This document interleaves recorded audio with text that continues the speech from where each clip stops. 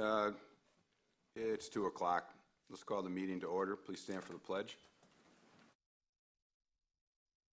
Pledge allegiance to the flag of the United States, a republic for which it stands, one nation, under God, indivisible, liberty and justice for all. All right, do a roll call real quick. Tom? Present. Ed? Here. Heidi? Here. And the new members, Jim Nickel. Here. And Mike Childs. Here. Absent was Ron Fleming. I would like to thank the new members, Mike and Jim, for volunteering to do this. You get in at the opportune time. My snapshot of their background, and we have time, they can give us more, but Mike comes to us. He's been to a couple meetings for us. He comes with a strong background in lighting and Florida Power and Light, and so it couldn't be better timing because of the study we're going to take on at 3 o'clock or 3:30. And Jim is, I believe it was Ohio. He's a former law enforcement officer, and so as we're looking at these traffic patterns and we're looking at pedestrian and cyclist safety, again, perfect timing. And speaking of perfect timing, Ron Fleming is also present. All right. Make them say the pledge alone. In the corner all by yourself. The next up is the approval of the September 17 minutes. Is there any additions, comments, corrections? Someone want to entertain a motion? I'll entertain a motion for someone to approve the minutes. So moved. I'll second it. Do we have minutes? Yep, in your packet. And they were emailed to you as well. Rub it in. You have minutes when you don't have a proper meeting? Yep. So we have a motion by Tom, a second by Heidi. Any other comments on the minutes from September? All in favor? Aye. Opposed? Okay. The next up on the agenda, a couple things. I want to move public comment, which we only have a couple here, but I do want to move public comment when people come in too after the beach alternative discussion, so that it's more informed discussion for the public. And there are two other things that are in our packet that don't show up on our agenda. One is you have stapled together, rather thick packet, is the 60% plan for the Crescent 5th, 1st, 3rd Street design for the sidewalks. And then the other thing in there is something I had asked Chelsea to put in. There's this group, I happen to actually be one of the originators of this group years ago. What you have is registration for a future of street design. These are 1 hour long webinars that you can register for free, dial in, listen to, get the presentation, or if you register, you can pick it up later. But what it is, it's going to be people who have actually gone through and built, done a lot with sidewalks, have done pedestrian safety, cyclists, et cetera. These are from cities around the world, some of their best practices. They're usually very informative. And if you get in and you find it less informative than you thought, you just hang up. But it's a webinar, and they usually have some pretty good graphics that can help inform us. Okay. Next up. Oh, reorganization for chair and vice chair. Okay, who wants to be chair? Nominations are open. I think nominate you do John. a very good job. Second. John's done a brilliant job, I think. Nice going, Heidi.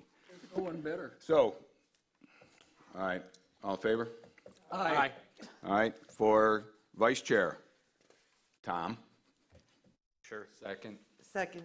Okay, so next year you'll see how quick this part moves. So you guys can be ready because somebody else is going to be taking chair, I'll tell you that. Turn your head. Don't be like that. Don't be absent. You're popular. That's true. You notice I'm here today. All right, so now we're getting to why we moved the meeting up from 3:30. Last Friday, I was going through the agenda for the town council meeting, and there was a resolution 1928 that was on the docket. And it was a administrative agenda item to approve a alternate plan to the foot of the bridge is what I'll call the design, but it's a stair in that general area. And I know we had talked many times at our committee meetings, and we had talked to the council many times about having input in that before any action was taken, and they had agreed to allow us to do that. So I took it upon myself, and I hope it was okay with you guys, to go to that meeting and say, please stop until you have given that to the Public Safety Committee to review, and that we can make our recommendations and have a better understanding of the things that you have in there and why they're there. There was no resistance from the council whatsoever. They left it on the agenda for the sole purpose of two purposes. One, Roger wanted them to make it aware, the public aware of it, and the council members wanted to have some input of their own, initial input on the design, and then to assign it to us to look at. Because this is an item that we need to move quickly on, we agreed that, I agreed, we would meet today, we meet early, we would spend 90 minutes going through this before the lighting, the MPO lighting study presentation. And our objective is, I'd like Chelsea to go through the plan that we have in front of us, explain it, what it is, what the purpose is. While she's doing that, if you will make notes to ask questions of her afterwards, your suggestions on what you like or don't like about it. But further, if there's anything in there, or that's not in there, I guess is a better way to put it, that you would like to have consideration, then raise that. And when Chelsea's done, we'll go one end to the other, and we'll take your comments, we'll take the recommendations. And out of that, what will happen is I will, working with Chelsea, document those recommendations. Chelsea will validate that, between us, we have what was the consensus was, and that will go to the town council. Town council will then, and I guess they're going to take a transcript of this meeting, so they will actually read a transcript of this full meeting, so as you make your comments. And they will then take that, and they are going to set up a meeting in early November with town staff, with the county, and with us to go through our recommendations and hear back from the county. And I'm not sure if FDOT's going to be there or not. We're going to extend the invite, but I don't know that they'll attend. Okay. And so hopefully in early November, we will have that meeting with council. We will go through and agree as to what the council is going to actually put in a resolution and forward on to the county. Is that correct? All right. So with that, any questions about where the process next? Next process is Chelsea. So what you have in front of you and what is up on the screen are the three proposals that went to town council on Monday. The first one is the Seafarers alternative, which I believe was referenced as the Larry Kiker alternative. You don't have it? Okay. Not have that one. All right. I believe it was sent to you. If not, I'll get you copies in the meantime. But up on the screen is that's the first one. And then what has occurred in the meantime is the county came up with their design with their engineer. And then the last one, the town came up with, oh, that might be backwards. Hold on. That is the town's design, the second one is, and then the third one is the county's design. So first one is the original Larry Kiker design, second one is town, third one is kind of a mix of both. On the third one, I handed you out the technical comments that the county gave regarding why certain things should or shouldn't be done. But ultimately looking for comments from you all and your suggestions or ideas or thoughts. And we can go through these one by one, or if you all have a preference to start on a specific alternative, we can do that. Well, what I'd recommend is we start with alternative 5, because that was what the resolution had proposed. Okay. And so I'm making the assumption that since that was the one that was the resolution, that was the one that the town staff felt most comfortable with. Okay. Okay, again, I'll take back the assumption. That is, I'll do it this way. That is the one that they were going to vote on in the resolution is 5R, which is what we have in front of us, correct? I don't recall what the exact resolution said, if it was 5 or 5R, which one was going to be? 5R. 5R?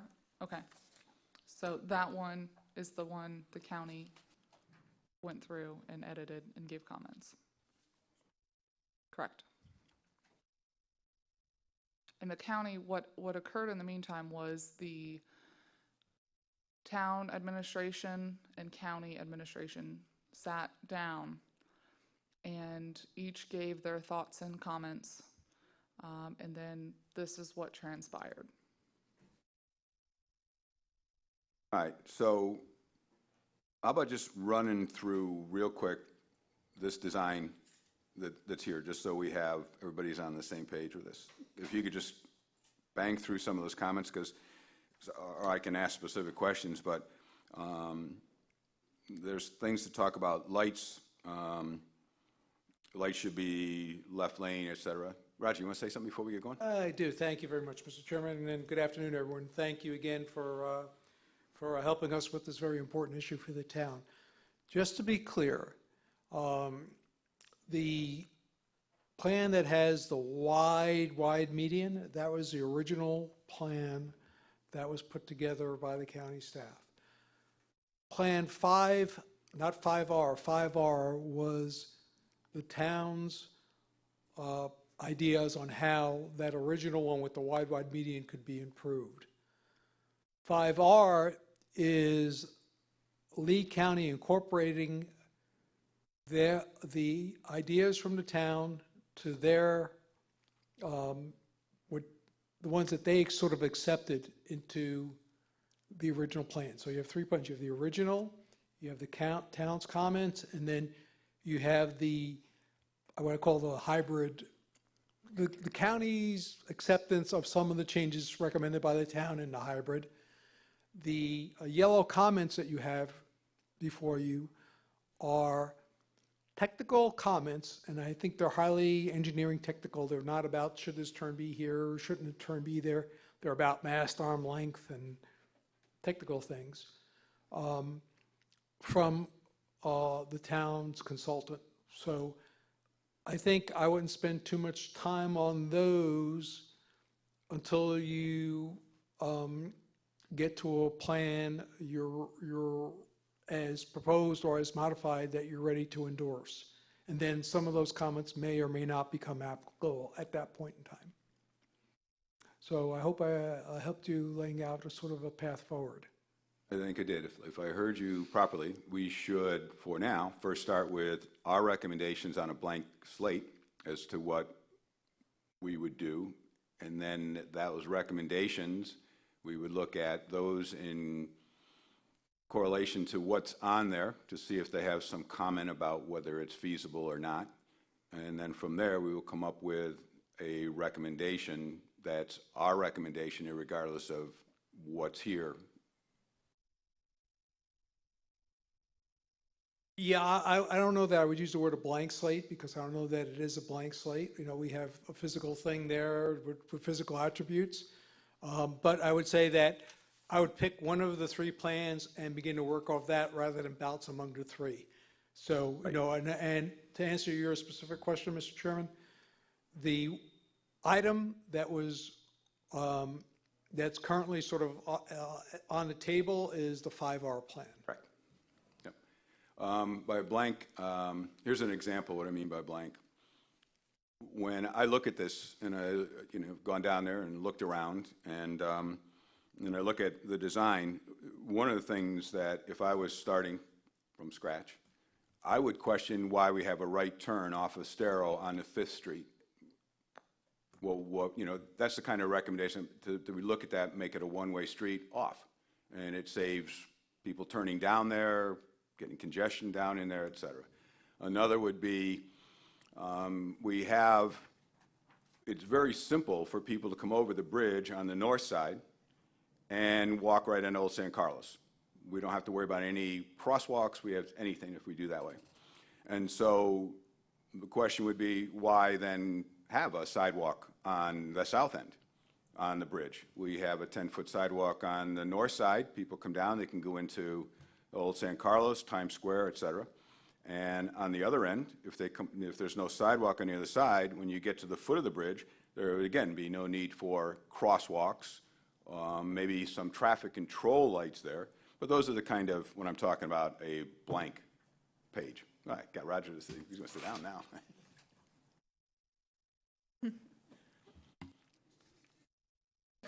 Okay, so like with any sort of engineering problem, there's certain limiting factors and assumptions you have to make. So all three of the versions are predicated on the premise that the county is going to cantilever a sidewalk off that bridge, okay, on the other side of the bridge. So through their public hearing process, they've considered alternatives to that. They feel they've reconciled those comments, and at this point, their plan that's moving forward is to have a sidewalk being cantilevered over that bridge. So all three plans are moving forward with that assumption. The turn on right, that is something that can be talked about, or not. Surely this committee could weigh in on that issue on the 5th. The bigger point is, in my mind, and perhaps yours, is we want to look at when you're going north to leave the island, at 5th Street, I would think that we'd want to have, as best we have, one continuous lane off the island with minimal interruption. So that begs the question of, do you have a right lane that you can either merge back into that through lane, which I believe is needed for public transportation? And if you have that, is there a downside to having the right or not? Because, for the person who said, oh my gosh, I forgot my, suntan lotion, I want to go back to the house for something. But those are the types of things you can look at, but I would hope that you would focus on how do we move vehicles and pedestrians as efficiently as possible, and as you look at the elements of the plan. Right, and one thing I heard clearly from the council for the last year is minimize the number of crosswalks in that area, and that would be one way to reduce that. Is there any other that you know of? So if the sidewalk is predetermined, I know the original FDOT studies that we saw, there was 2 lanes of traffic, there was some talk about arrows. I mean, is there any other things that are coming onto the island, or any other decisions that are already made at Lee County that, we will have to live with? Well, I think Lee County is going to be, their ultimate decisions are going to be governed a lot by the traffic manual. So if the traffic manual says they have to have a sidewalk at a location or within X feet of an intersection or whatever, or there's going to be one. So I think, those are just some hard facts that we're going to have to live with, even though we may not prefer to have one there. They're not going to put themselves in a liability situation by not having one there. So for example, at Estero, right at the foot of the bridge going towards Old San Carlos, right there by the sandal shop, there's a crosswalk there. The major one you're talking about, is it the major one you're talking about? I'm looking at the one with the yellow stuff on it. The 5, alternative 5. Okay. And in front of what would be, I guess, the sandal shop or whatever that store is that's there right now, you see the crosswalk on the bend there on the Old San Carlos side? Okay, yeah, that short one. All right, so if we had no sidewalk there, or if we had a sidewalk that had a railing there, would they still require us to put a crosswalk if we gave no exit point there? I don't know, I'm not a traffic engineer, so I don't know the traffic requirements exactly to say that it could be eliminated or not. You could ask them to look at that. Okay. But,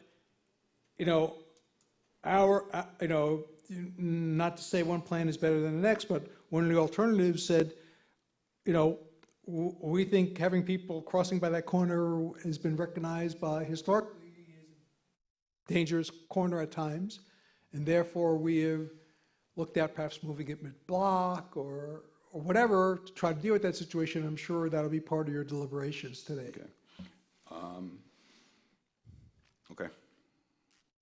Anybody got any other questions for Roger before we, because I think the next step then, I do have some specific questions about this, and I'd like to clarify those because that'll help me in the next part. And then we'll list our recommendations. We'll do, blue sky recommendations, and then we'll go through it with Chelsea and Roger and find out which of those like example, the sidewalk that has been pretty much etched in stone and they're not going to change it, to come up with what we feel are reasonable requests. They may not feel as reasonable, but at least things that they haven't for engineering purposes, already ruled out.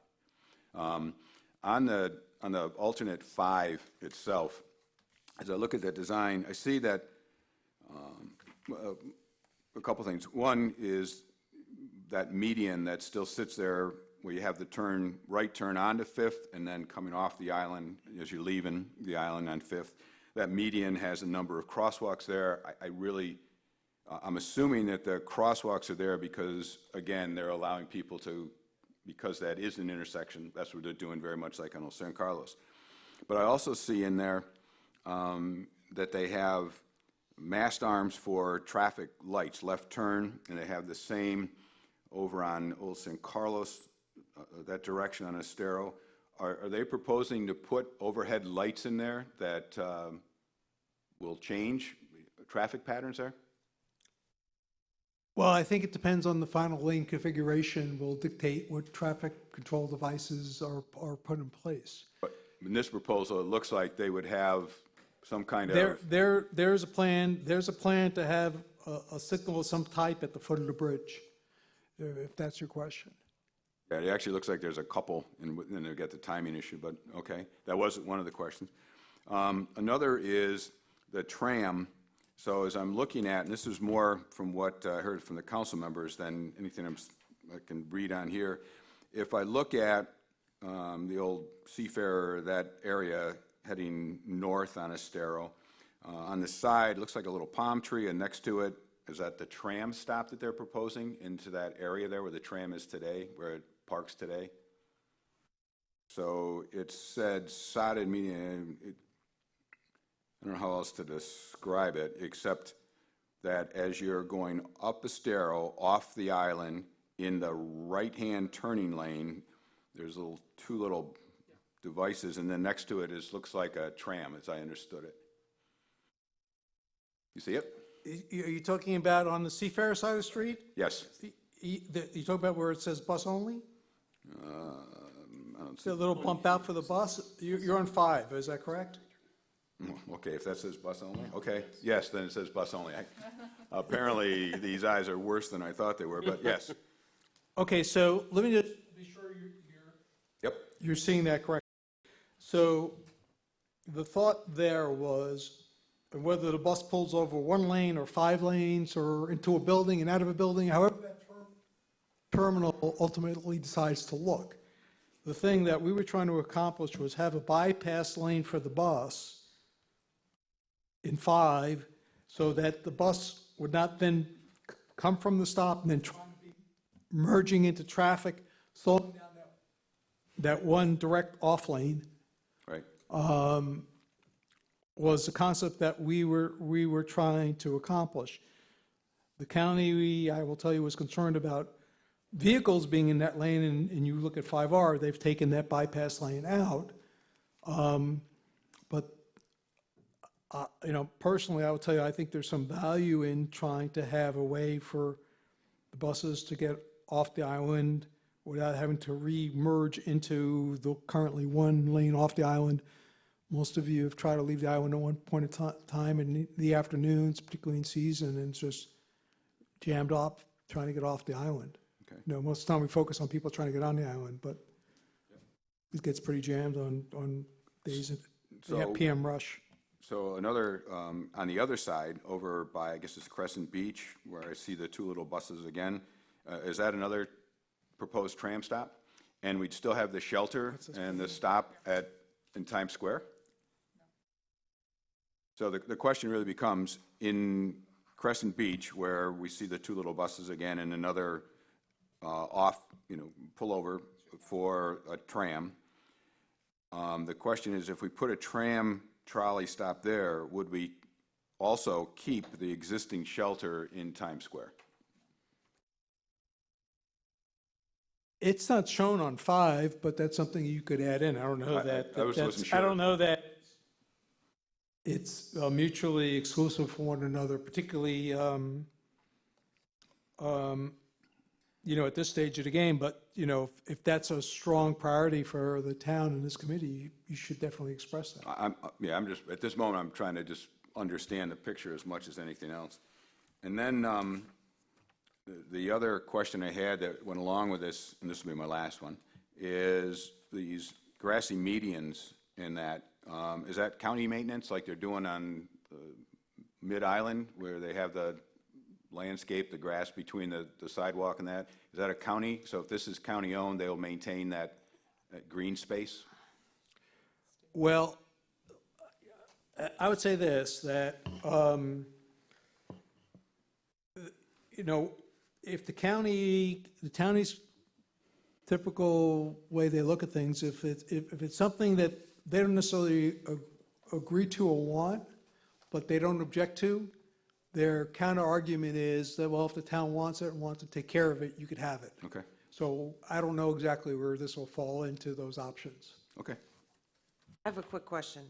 Where on this map will be the walkover bridge for Margaritaville? It's not reflected, but if you look at the Crescent Street on the map, it's approximately just outside where the crosswalk is going across the street there. So it's approximately going to be in that vicinity. Okay. And there will be a traffic light there? There's proposed for a traffic signal at Crescent and Estero. And is it proposed for Old San Carlos and Estero as well? Yes, it is. And any signalization in between will all be synchronized with all of that. So, again, the idea is to, when vehicles go unimpeded, and when vehicles stop, and pedestrians go unimpeded. And I'm sure that'll be the overall traffic operational goal as best that can be accomplished through technology and timing of the signals and coordination of the signalization. Tom, questions? What is the purpose of the light at the foot of the bridge proceeding southbound? That is, we've got vehicles coming over the bridge. Why in the world would we put a light there to impede flow? Well, I suspect that if that crosswalk stays there, I think there's probably would be a need for that. I heard an earlier comment questioning whether that crosswalk was necessary or not.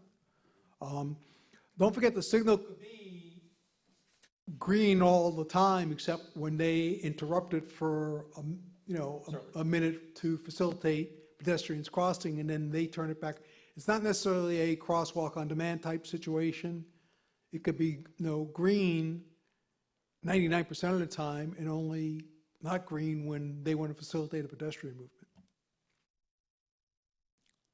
Second question, why in the world are we terminating the southbound bike lane? Where it says in the yellow, remove bike lane in this area. Is it because we're ultimately not going to have a bike lane in that 1 mile stretch or so of Estero, and so you might got to get over it somewhere? Is that the deal? Are you referring to the yellow comments? Yellow comments. Okay, I would not, I would, as I said earlier, I would not necessarily focus on the yellow comments until you get the schematic and pedestrian vehicle movement set, because those comments will go away potentially with those changes. At the end of the day, if you say that area is not going to change, then theoretically, we can come back and look at those comments and try to understand their applicability. I just follow up on what Tom asked. So again, what's already proposed by FDOT or the county, are they proposing bike lanes on both sides of the bridge? If you, do you have 5R? I don't have a copy in front of me, but I believe at 5R, the bike lane is there, if I'm not mistaken. Yeah, I think the, not to defend the yellow comment or not, but basically I assume the comment is there because it's a lack of continuity at that particular location for the bike lane, but, at the appropriate time, we can get the people here to explain whether it should or shouldn't be there. Again, Or it may be discretionary. It could be, it has to be there, it doesn't have to be there, or it could be there if you wanted to or not. So those are the three alternatives. And so the county is proposing sidewalks on both sides of the bridge. Are they proposing bike paths on both sides of the bridge as well? I don't believe I believe their cantilever area coming off, coming southbound on the bridge, the part that they're going to be constructing, that's where they're going to be putting the bikes, as best I can remember. The one side? And, well, and then you have what you have on the other side is, I believe, proposed to stay as is. But, I mean, we can try to, we'd have to get the bridge plans from FDOT to take a look at that. No, I was just curious because we talked about the sidewalks. Signage instruction not to ride your bike in that. People Okay. Ron? One thing I like in this plan is the shrubs. I mean, that may help cut down on jaywalking in the area, especially if they're 4 feet high and they're close together. But Spikes. I also have a concern that who's going to maintain it, because it could get unsightly very quickly. We're in Times Square now, where the current bus stop is, I would think that will be abandoned, or abandon the new one that's proposed. I don't believe we need two that close together. And I also question the need for multiple traffic signals. There again, I am not a traffic engineer, but I would think 3 or 4 lights in a 2-block stretch could make things really slow down, especially if they're equipped with a crosswalk signal. You could have those lights turn in red constantly. Yeah, I will tell you that, that the concept that everyone has been talking about, and again, we don't have a dirt plan, so much less do we have a signalization plan, but the concept is to control, in peak periods, control pedestrian movements by having all of that synchronized, and then non-peak periods have it on demand.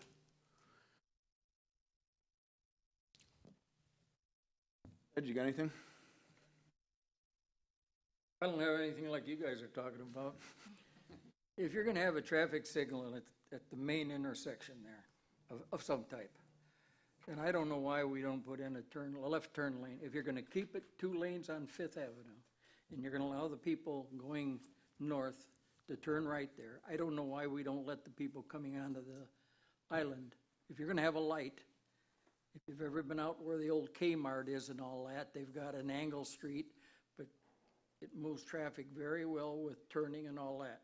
Because if they go with this plan with all the, I don't know what's gonna happen, but if they go with this plan with all the crosswalks, you're gonna have traffic stopping anyway. You're not gonna have any through traffic anywhere, okay? I don't care how much they synchronize. You can't synchronize pedestrians here. We won't arrest pedestrians for jaywalking. We won't do anything with them. So pedestrians control this island, no matter what you say. And so all I'm saying, the only thing I can see of this whole plan, I mean, it's a plan to fail in my own opinion, but If I was to do anything, that traffic light at the main intersection, I would, on that through lane, I'd give them a turn arrow and let them go on to Fifth Street if they want to go to Margaritaville or whatever. Because if they're all going to Margaritaville, then they're all going around and circling on Crescent and coming back around, and you're gonna have an entanglement there, is my own opinion. No, that's my opinion. That's all I can see on it. But putting all them crosswalks in for pedestrians, I guarantee you, they still won't use them. And just a footnote on crosswalks. I know there's a requirement we got from the attorney about having to have, basically, he said, we can't design anything that would be enforceable to handle jaywalking because of the lighting patterns and the rest of that. If we put enough lights in, we can, but then we're defeating the purpose anyways, but. Yeah, I've been doing this a long time, Mr. Chairman and members of the committee, and I can tell you that, modifying people's behavior is the hardest part of the whole job. Possible. Heidi, did you have anything else on the questions on the plan? No. Okay, Jim? I just have a couple of comments. One, I think we should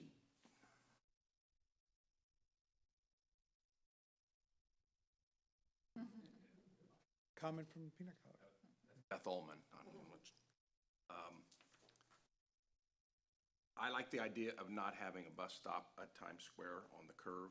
I prefer to see it down by Crescent. I prefer to have it down by Crescent Beach because it's a little straighter piece of turf there. There are too many crosswalks at that main intersection on the plan that the county has put forth, I believe, particularly the one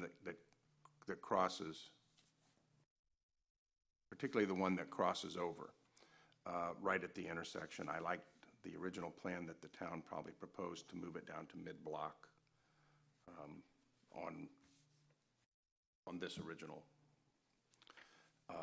Also, the signals there. I don't know how do you get into Margaritaville here, because that's going to be a lot of traffic going that way.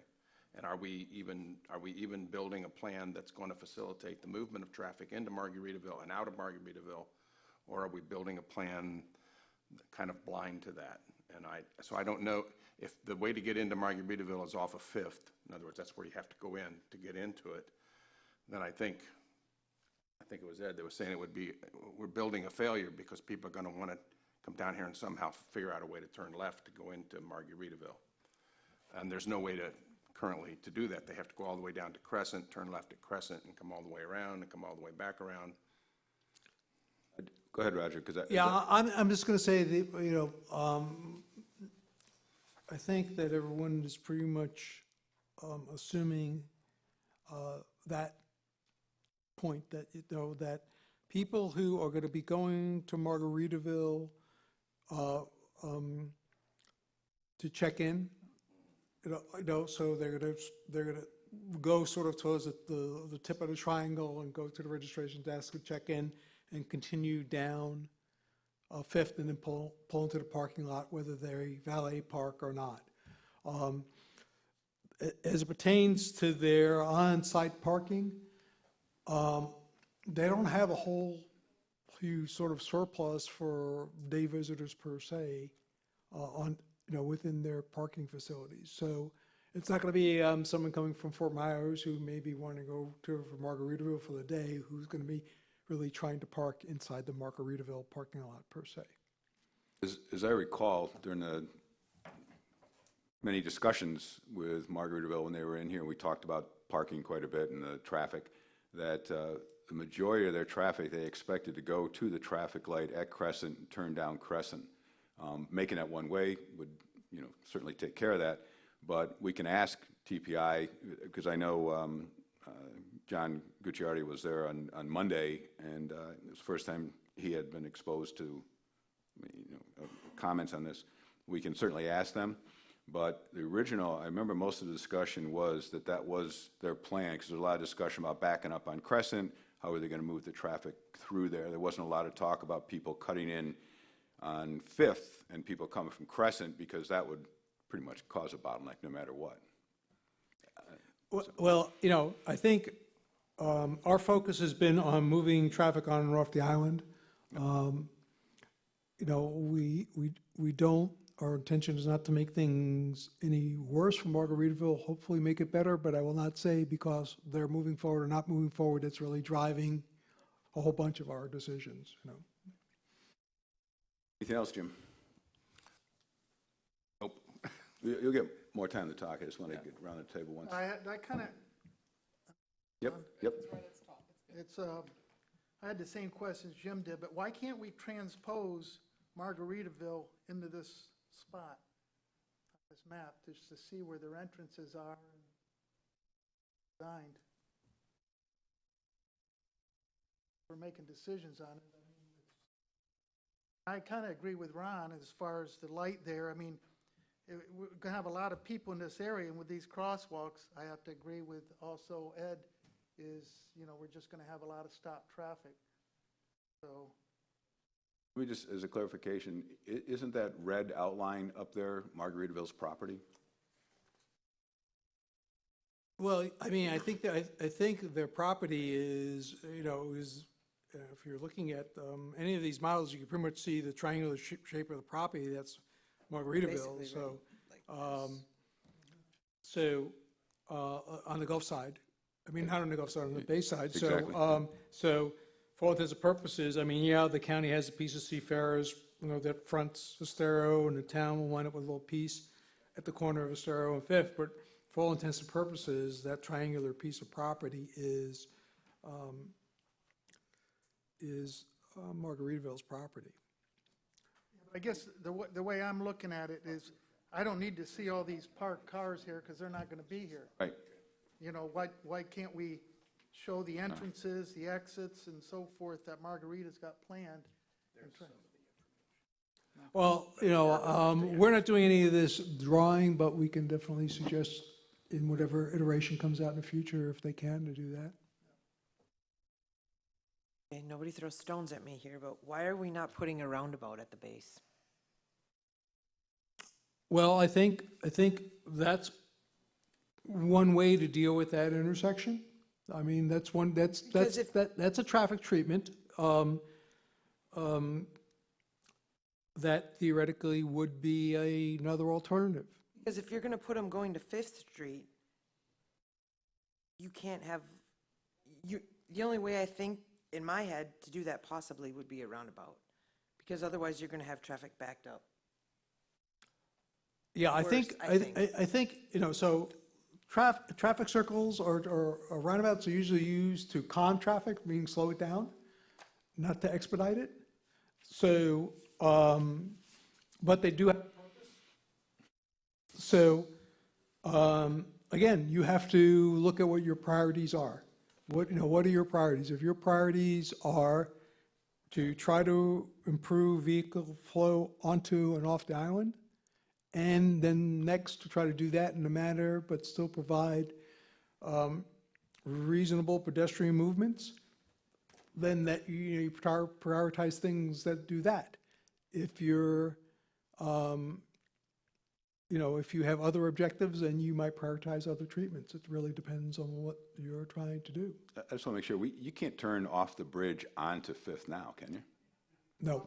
You're not supposed to.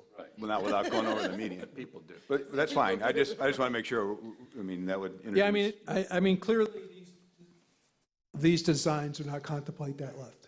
Okay. There'll be more pressure to want to do that, though, once that resort goes in there, if they think that's the way into the place you register. If we provide that access to them. Right. If there's we don't provide the access to them, then they have to do what was discussed most often when they were doing their CPD, and that whole discussion was Crescent to Estero to Crescent, down Crescent. And I don't remember if there was an entrance on Crescent or not. I believe most of it goes around to Fifth Street to enter into their parking.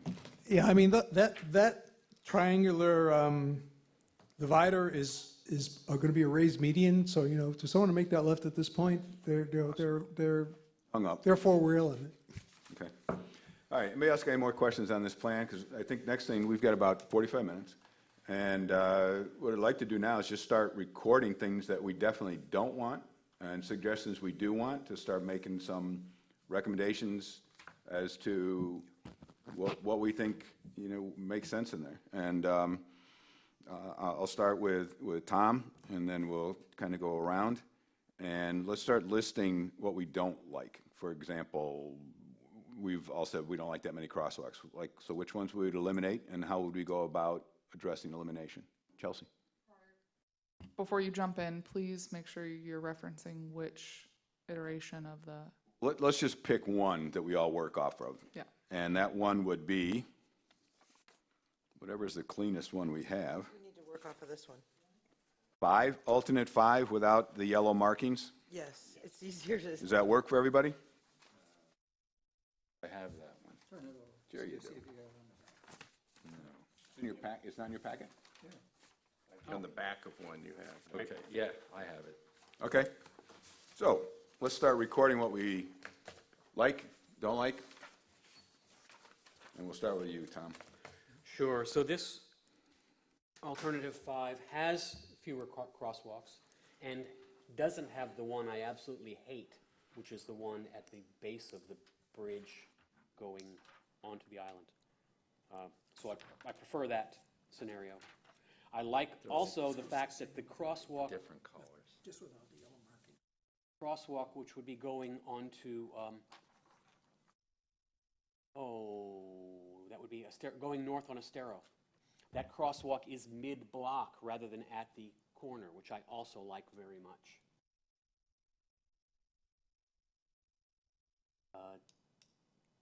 This version does not have a bicycle share lane. And I'm not really sure how I feel about that, because boy, that intersection is going to be a nightmare for a bicyclist anyway. A smart one would get off and walk the bike around. That eliminates half the people. Wow, that just looks like a place I would never, ever, ever want to ride my bike through in traffic. This one also does not have something that I love, and that is the shrubbery on the median to control illegal access of pedestrians. Like we mentioned before, preferably bougainvillea that's 4 feet high with big thorns in it to keep to control access across the road. That's all I have for now, I think. But I just want to make one clarification, one comment. The mid-block on North Estero, just so everybody knows, there's a proposal to put a traffic light at Estero and San Carlos. And so if that's there, I know we have to move them a half a block down, but that would be a traffic-controlled pedestrian access. So I just throw that out in case it's for consideration. Ron? What do you like, don't like? What would you like to see? What would you like recommended? I like that this just shows crosswalks without all the traffic signals.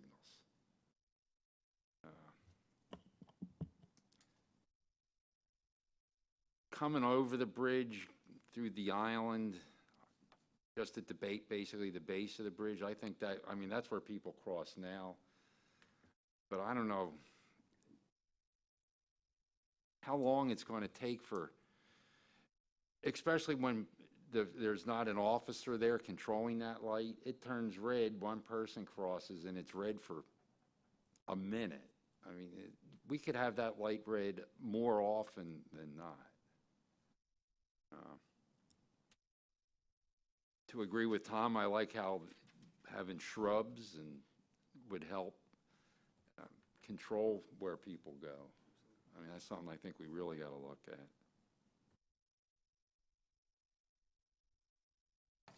All right. Ed? As I said before, Okay. if we're not gonna go with one way on Fifth Street, where we know there's gonna be a backup of some kind, you don't. Traffic signals aren't gonna help there. And if it's a two-way street, those people trying to get into Margaritaville have to cross traffic. It's just, I got a word, but I can't say it Yep. for publication for I what get it the is. gist of what you were going there. Begins with cluster, I get it. you know. And so I think if any of you guys go down to the old Hess station, where Kmart used to be, you come out of Kmart at an angle, I think it's Iona comes in at an angle, and they've got arrows for everybody. I understand why you can't turn coming down that bridge, because they want a throughway, but we're not gonna have a throughway, I'm sorry. We've never had a throughway in the 40 years I've been coming here. Traffic has always backed up. And so why we don't allow a turn lane there, I don't know. I mean, I can't sell you guys, it's a matter. But if we're gonna go through all this, then a turn lane into there, yeah, it'll impede traffic a little, but no more than what we're gonna have, no matter what they come up with. That's my opinion, and that's as much as I can say. Okay. Heidi? I think they need to look at a roundabout, because if you look at this picture, it's a half a roundabout, in a way. They have them coming to go off, they have the bus lane only, so the bus can get back on and over the bridge and not have to avoid going into the traffic. So we already have part of that, and then move that crosswalk, this here one, move that back. It's the one that goes The to one the at the median. base, that goes to the medium. If you move that back more, you know, because you'll have your roundabout, you don't want that like in the middle of the roundabout, obviously. And then just move these back. Crosswalks with roundabout. What else? I like that the bus is moved over here versus in the Times Square. I do agree with Tom, somehow, I do believe that we need a bike lane somewhere in there, otherwise you're gonna have the bikers just going right into traffic, which they do now, but at least we need some kind of pedestrian or not pedestrian, but Bike a lane. bike lane in there. Okay. Jim? Wow, I kind of, I see where you're coming with the roundabout.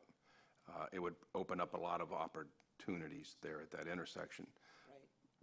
The question is it gonna slow traffic or improve traffic? Well, it's already standstill half the time. I know. So, I mean, we can't. Well, I think this one with all the crosswalks around the intersection is gonna create we're gonna really slow things down right here. This one is much cleaner, moving this crosswalk back here on, is that Estero going north of Estero? And this one here, it seems like it needs to be there, but I also like what you're saying. If you bring it away from that intersection a little bit, it would be helpful. If you had a roundabout, it would have to be away from that intersection to facilitate the roundabout. And I guess the question is, if we considered putting a roundabout in there, is someone going to be able to come over the bridge, go around the roundabout and into Fifth Street? Right. And I think there's going to be pressure from people to do that. I realize we can make it impossible and force them to come down to Crescent and around and up and then enter, because I think the entrance to is going to be in the back corner here. I do too, I think it's, if you look To on the the parking, map, whatever right, parking they there's like an have. open area where that parking lot is. So, and also if they're going to pull in to like come to the front at desk or something, I think it pulls up in this area. So there's going to be pressure to want to do that from people coming on the Again, island. for one point of clarification, that's why I asked about that. Currently, neither Lighthouse, because we don't talk about them as much, neither Lighthouse or TPIs has a business need that has been defined in the CPDs that says we need to have a right-hand turn at the foot of the bridge. So the assumption, I think they built their design and their plans that there wouldn't be a right-hand turn off of the bridge, so that if you were coming up from the south, you would turn on Crescent, that'd be your first turning point for it. And if you were coming off, currently, the first turning point is again Crescent. So I don't think there was any, and as I said, I don't remember any discussion during the months and months and months of design there that ever talked about giving us a right-hand turn off of the bridge. I guess I wouldn't mind seeing a proposal that was done up that showed a roundabout and how that could work. But if that's not a possibility, then I would be in favor of trying to move somehow move this crosswalk that's close to the intersection here back just a little bit to give some space here and move this where it's listed there in the center of the block on going up. Okay. Just because we had two questions about roundabout, do you remember if that was raised specifically with the county? I know it was raised with the council and discarded quickly because of comments, but was it brought up with the county? Do you remember any discussions around that? I don't recall any discussions at this time. I know that I've got probably 2 or 3 old studies that were done. I don't even, probably older than me, that are on a shelf that I think this is like the 6th time this FDOT's or a study has been done of this area. But there were times back in the day that mentioned a roundabout, but I don't think it's been in current discussion. I just want to make sure there was nothing current that that we'd be wasting our time going. Mike? I got a couple things. One of them is shrubbery. I'm all for shrubbery. Look at my yard. I'm all for shrubbery. Beautification is great, but as congested as this area is, we start putting shrubbery in, somebody's going to miss somebody. Somebody's going to get hit in this area. Children are going to get hit down here. Somebody's going to be running across the road. Somebody ain't going to see them because they're behind a bush, or somebody's going to be crossing the road. We start putting any kind of shrubbery in the middle of this is only going to congest it more. That's my opinion. On looking at safety for the public. Talking about this, we're talking about like a hedge that eliminates the possibility of crossing at that spot, see? You're trying to control access across. I got that, but I'm just saying, but the hedge still going to hide people. And if you put a small one, they're still going to cross and walk over it.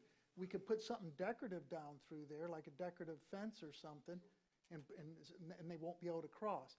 But I'm just saying, our job is safety, not and flow of traffic. I got that. But and I don't, Heidi, I think the roundabout isn't a totally bad idea. But I'm just saying that we start putting plants down through there and we don't stay up with them, somebody's going to be missed and somebody's going to get hit. Right. Even as slow as the traffic is. The other question I have is the police, is the police still going to be there crossing people at that intersection? I believe they are not, but I think a lot of that depends on what the final design looks like. Right, sure. So we don't know what we don't know. Yeah. The idea was that they would use traffic lights to control the traffic flow through there and the pedestrian flow through there, which is why they're doing it at Old San Carlos and why they were doing it at Crescent. Now I see there's some in between. So depending on where the final traffic lights go will depend, and where we put crosswalks, quite frankly. Right, but if we still have that button there, Ed's exactly right, Tom's mentioned it, Ron's mentioned it. Yeah, we've all sat there. They're just going to be sitting there pushing this button, and we're never going to flow. Nothing's going to go, but to me, you can't, it's either one or the other. Either the button's not there, or the police has to be there if the button's there. Controls it, so just those two things. But I'm against shrubs, not because I don't like them. I like beautification, but I just think it's going to be very dangerous.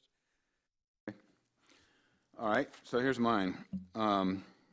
And I'll look at this, but I'm going to look at it from a different viewpoint. When we look at why there's a sidewalk inside of what was Seafarers and around that corner on Estero into Fifth and that, originally there were shops in there, and you need to give people access to those shops. That's why you put a sidewalk in. There are no shops in there anymore. It's Margaritaville, and it's the town and the county's property, and they're not putting shops in there. And so I would like to see that we end the sidewalk on the bay side of Estero at the tram stop. And there'd be no traffic, no sidewalk around that bend at all. And so therefore you starting to eliminate already the need for a crosswalk because there'd be no place to cross to. Does that make sense what I said? I mean, you follow that? Because I'm not necessarily doing it on the map. So you'd be basically going up, you get to Crescent where there is a crosswalk and where there will be a crossover for Margaritaville, and there will be a stoplight.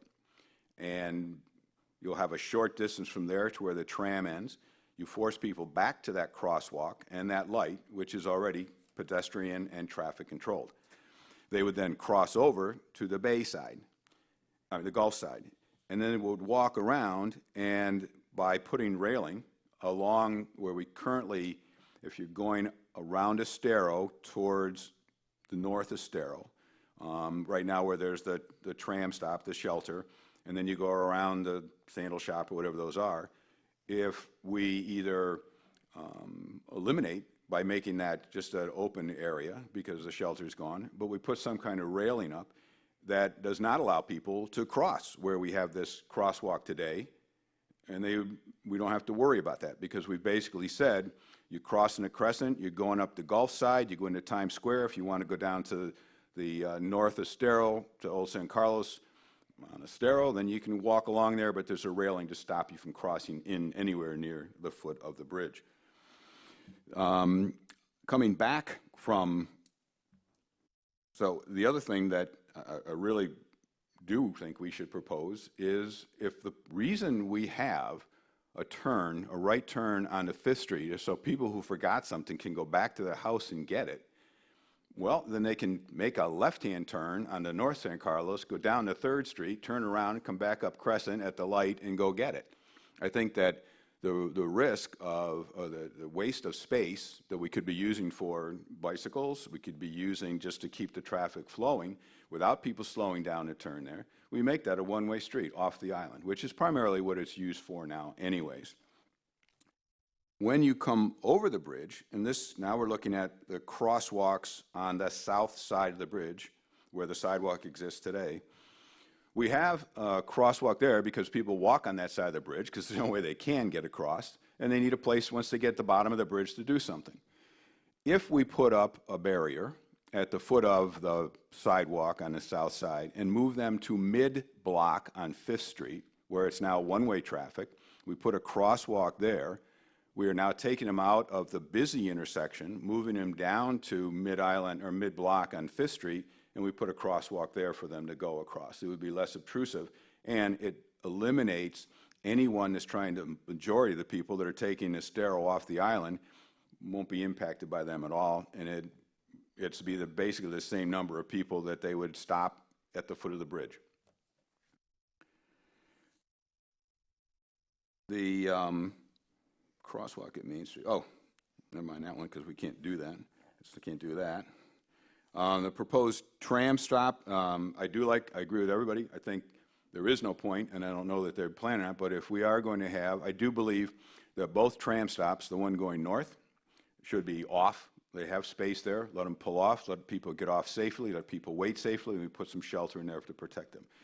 The shelter that currently exists for the trolley at Times Square, we move that basic shelter down to the place they had on Crescent where we could, again, have a safe place for the tram to get off. The majority of the people get on and off there anyway, and I think that would allow for an easy flow of traffic. So those were mine. So out of that, who recorded all that? I think I got them, most of them. So let's just run through them, and we'll have we've got some time, and then we'll put it together. But just run through the list and let everybody comment on what other people had in there. Okay, so, Anybody's got any final comments before that? I've got one final one, too. I don't even understand why on alternative 5, excuse me, we're northbound on Estero, we're going to turn right onto 5th Street. Why in the world is there that opening that provides some idiot the opportunity to pass and go? If you flip it over, you see that they've adjusted that to make it a big triangular median. I can explain that. Okay. It was for the bus. Yes. It was for the bus to not have to fight traffic to get back in. So I it see. could go to 5th. Okay. And it would be signalized, and then through traffic would stop, and then that would permit the bus to go through. I see. But Okay. that, again, that doesn't hinder the, as you refer, idiots that cut through. I do want to, before we do this, because you got any comments you want to offer to us? Any comments, safety advice, or other advice? His look made us think like we're all crazy.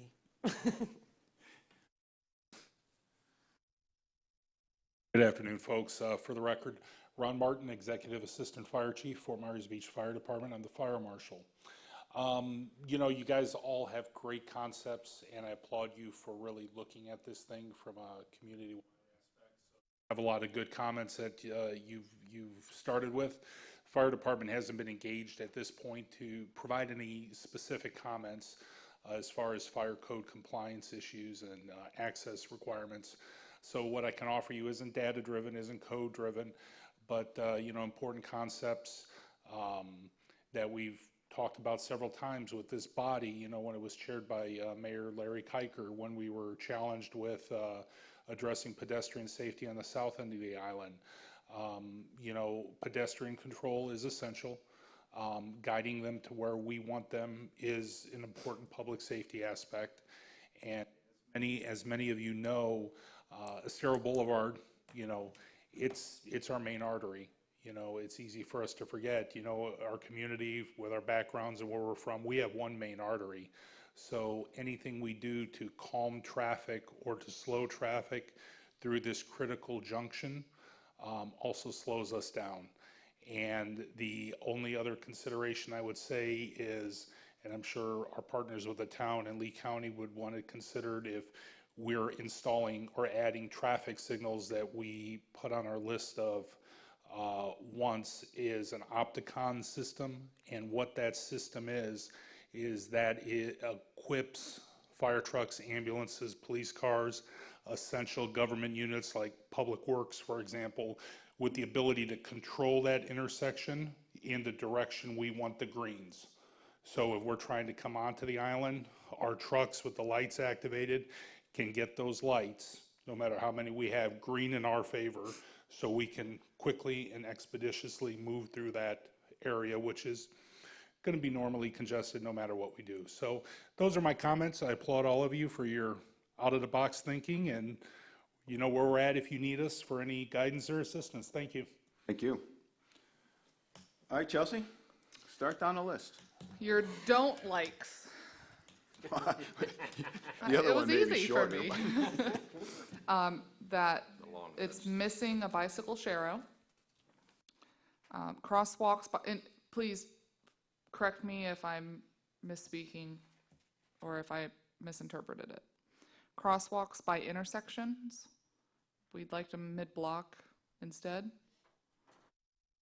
Go ahead. Can I just, so Clarify it. add to that, unless it's one that has a traffic light. If there's the traffic light at Old San Carlos and Old San Carlos and Estero, Crescent, I think if there's a traffic control, you know, traffic light there, that is the appropriate place for crosswalks. Okay, Okay. that's clarified.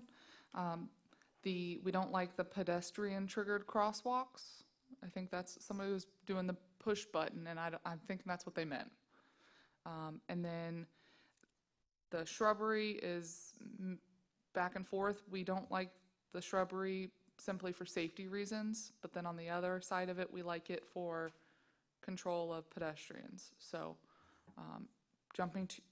so that's all for don't like. Any clarifications, further clarifications for, so let me ask this then, Mike.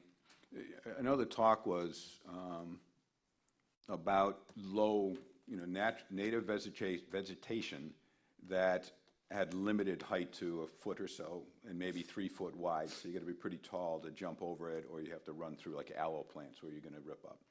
I just want to make, your primary concern is, we've heard maintenance as an issue because who's going to do that and what they're going to do. But your primary issue is if they propose that and I would agree with you, we feel very strongly that there has to be a strong maintenance plan to keep those at a height that would be no greater than a foot or so in height. How wide are those mediums? We don't know what's going to happen where. Yeah, I don't know those, so that's what I'm saying, I don't know how wide those are, I don't see where they're 3 foot wide. I think it's gonna take too much roadway to do that. If you're doing it in the middle, but if you say, for example, like we're talking, what I was talking about, where you end the sidewalk at the tram stop, and so we have that space where the council wants to make a welcoming park, or I don't know what the term is, not a physical building, but a welcoming scene as you're coming across. Someplace like that where there would be no crosswalk for them, instead of a railing, there's really no reason for them to be there, but if they are, putting that in those wide spaces like that. I don't think you can do it in the medians, no. But I just want to make, your point is, We don't want to hide anybody. we cannot have shrubbery that would in any way block someone's view of a pedestrian or a cyclist. And that means a short cyclist and a short pedestrian as well as a tall one. You want to have eye contact. You know, Perfect, that's a good way to put it, thank you. You got to have eye contact. So if you see them, but, I mean, kids, run from their parents, and we know the tragedy, so Okay, we just don't. Mike, just as a point, this other document, the one on the other side, the annotated document, listed as an 8-foot sodded strip with shrubs. Wow. Real estate down there is really, really, really precious. 8 feet seems awfully wide to me, when we could make much better use of it with a Sharrow lane or something. We have elderly drivers. There's a few bars on the beach. So, I'm not condoning, but I'm just saying, you want everybody being able to see everybody. And we're just in a very congested area down there.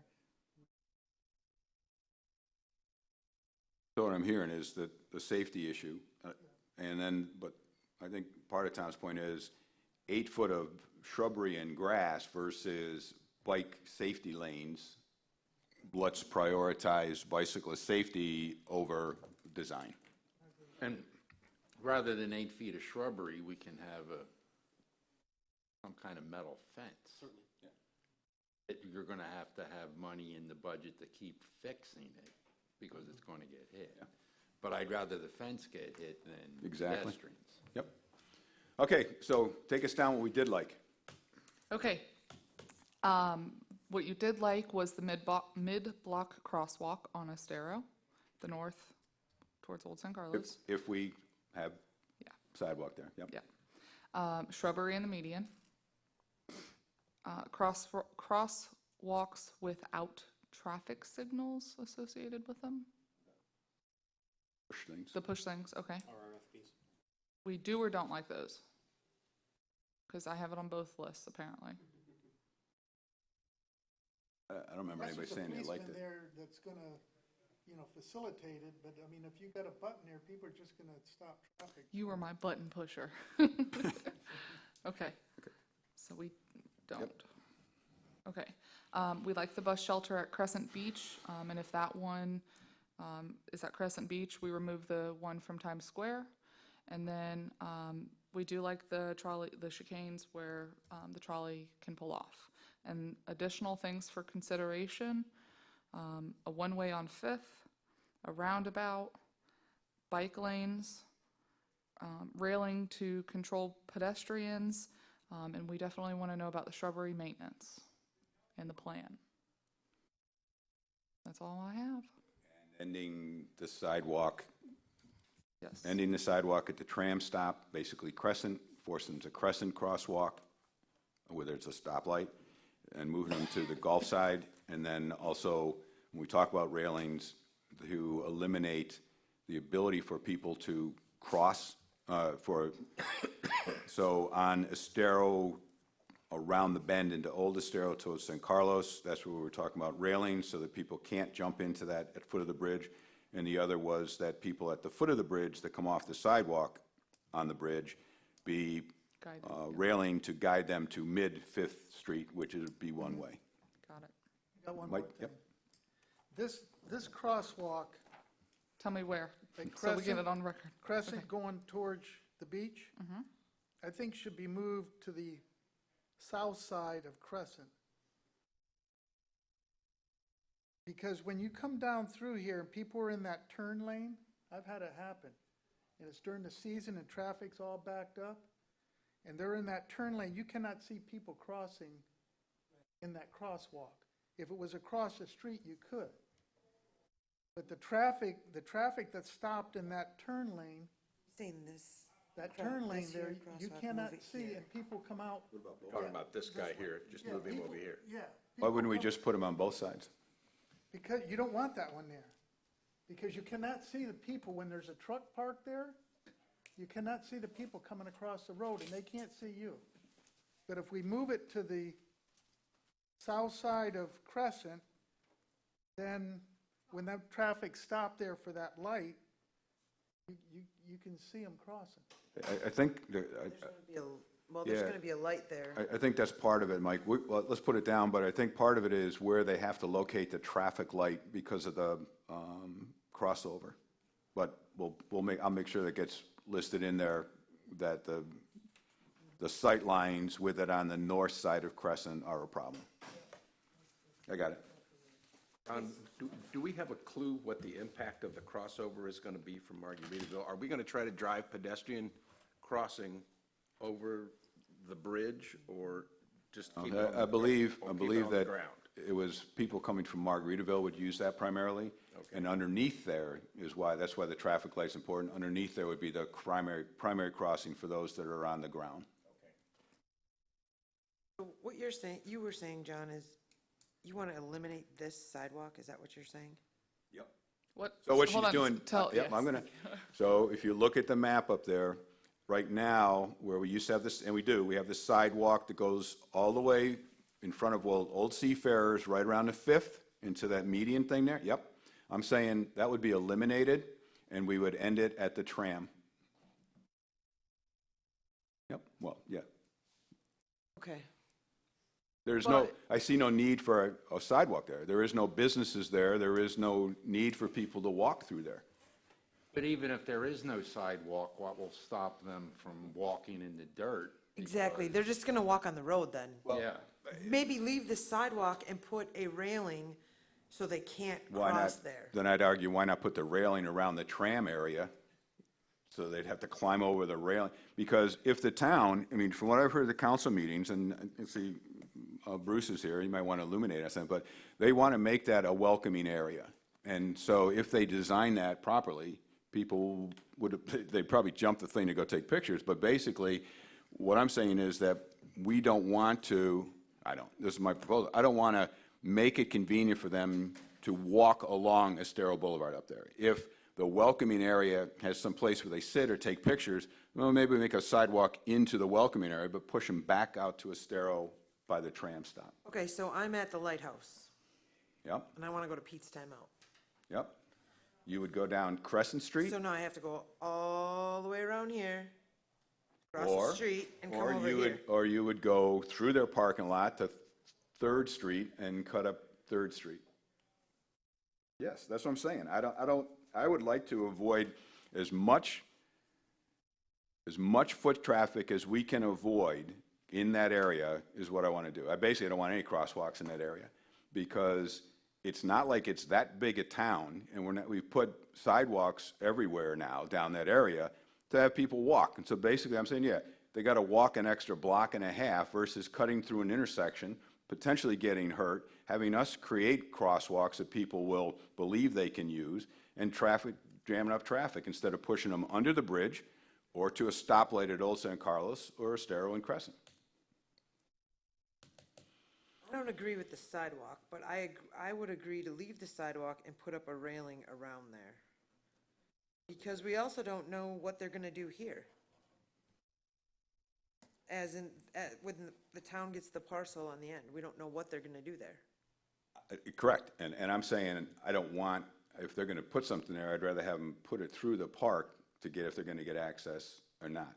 Anyway, we got both down there, because we got about 10 minutes to wrap up before we start the lighting thing. Yeah. So other comments, I don't want to shut off the conversation, but I just want to make sure we record everything, that Chelsea and I have the notes, that's what we'll write up, they will go out to the members, you guys do your edits on it, and that's what we will get delivered to town council next week, so that they can take that into consideration, and we can then have our meeting in November with the county and go through our plans.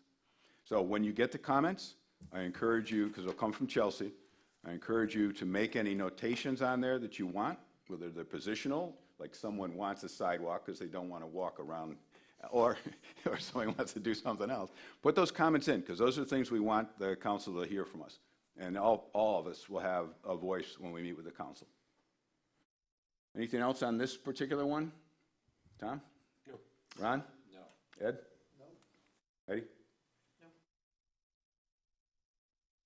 Before we jump and take a little 5-minute recess, and I can get David set up, I want to hear from you all, sorry, y'all, you all, regarding if you want your typical scheduled monthly October meeting, which is the third Tuesday of the month. So I need to know as soon as possible because I have to get the agenda out. Okay, to give it some thought, and I'll make sure we put that on before we close today, Okay, under member comments. all right. So, Fair enough? yeah, if you want to take give me like all right. 5-minute recess. Let's just see, we got everything. So the next thing, basically, we have left is lighting study. And then for Jim and Mike, there's an item called members' items. What that really is, every month when we meet, if there's things that you want to bring up that aren't on the agenda, other concepts, that's the time we bring them up. You know, we get them, add them to the agenda, we have a discussion. That's just information. All right, let's be back at 3. Just for a sec, I have to fly. I've got a mosquito emergency here. So I have to go. But I just want to let you guys know that at the Citizens Advisory Council of the NPO, this time was a big presentation by Ed Scott of FDOT. And it was very, very intriguing. But I took him aside and asked him, because do you remember when we were addressing the crosswalk plan for zones 5 and 6? Rob Phelan kept referring to the fact that FDOT is really, really opposed to the RRFBs. And I really, really love the RRFBs. And I asked Ed Scott, and he was not aware of any issue that FDOT had with driver fatigue about the RRFBs. They are expensive. They're $25,000 a pop, but they are also very, very effective. And so, at least from my interpretation, Mr. Phelan and Mr. Scott are not in agreement about the fact that we can have RRFBs. And FDOT seems to control that. So it apparently is an option for us to have them at some of these crosswalks. Make sure that gets in the minutes. You do raise something, though. I think this is something we should put on the agenda, is for Tom to report on the MPO once a month if there's something that goes on there, because this is important. Tom's taking the time to go to those. Some would be interesting, some less, but I think we should put it into our standard agenda. Is that okay with you, Tom? Sure. Do you want that as its own item, or do you want him to bring it up in members' item? No, I'd just assume we put it in there as an agenda item, that we just get that report once a month, because Tom's investing the time. The information that comes from there will be relevant, and it won't take us long to get done. What's the acronym for that committee again?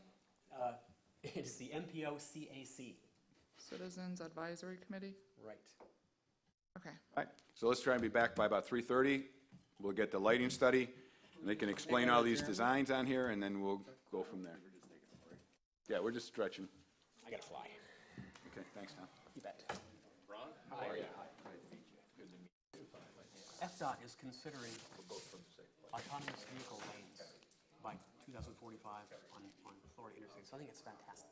I mean, just amazing to me that I can't wrap my head around it, but, you know. Well, actually, that's what I was telling you. I did that study for New York on that. The issue is going to be is the bandwidth. They just don't have the fiber down as some of they used to be. Vehicle to vehicle. 2045. Yeah. That's a huge investment. Isn't it? But you know, you're talking about, it's just hard to wrap your head around what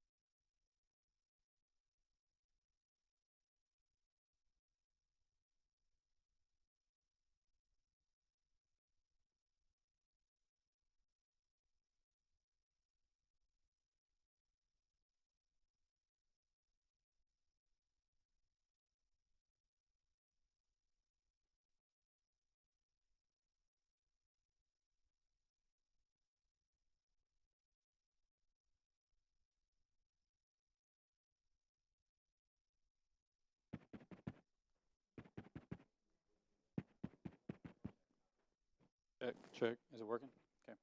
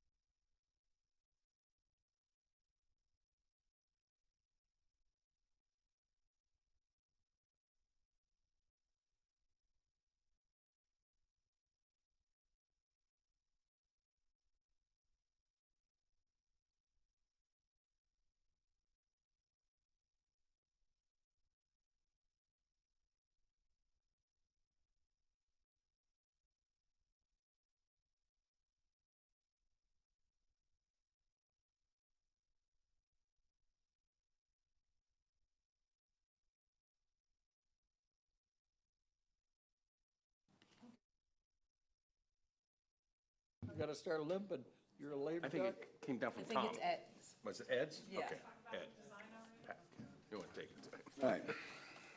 I All right. wasn't sure. We talked about Where'd everything. Chelsea go? It was Ed, you're right. Oh, I can, so next up, just, I just wanted you to know there was something. Yep. We're loaded with this stuff. so we're back in session. We're going to do right now is the presentation from the MPO and the lighting study. I'll do a quick summary of the before. We went through and looked at the designs. We have recommendations. We're going to consolidate those recommendations for the traffic patterns. Some of those are more, well, we have recommendations. And so what the goal is, just pretty much for Bruce and Joanne to hear, we will, Chelsea and I will get those written up this week. We will get them out to the members for their added comments, and we will get that to the council by next week. So you will have that stuff ready when you set up your meeting with us and you and the county in November. All right, so MPO. Chelsea, you want to do some introductions?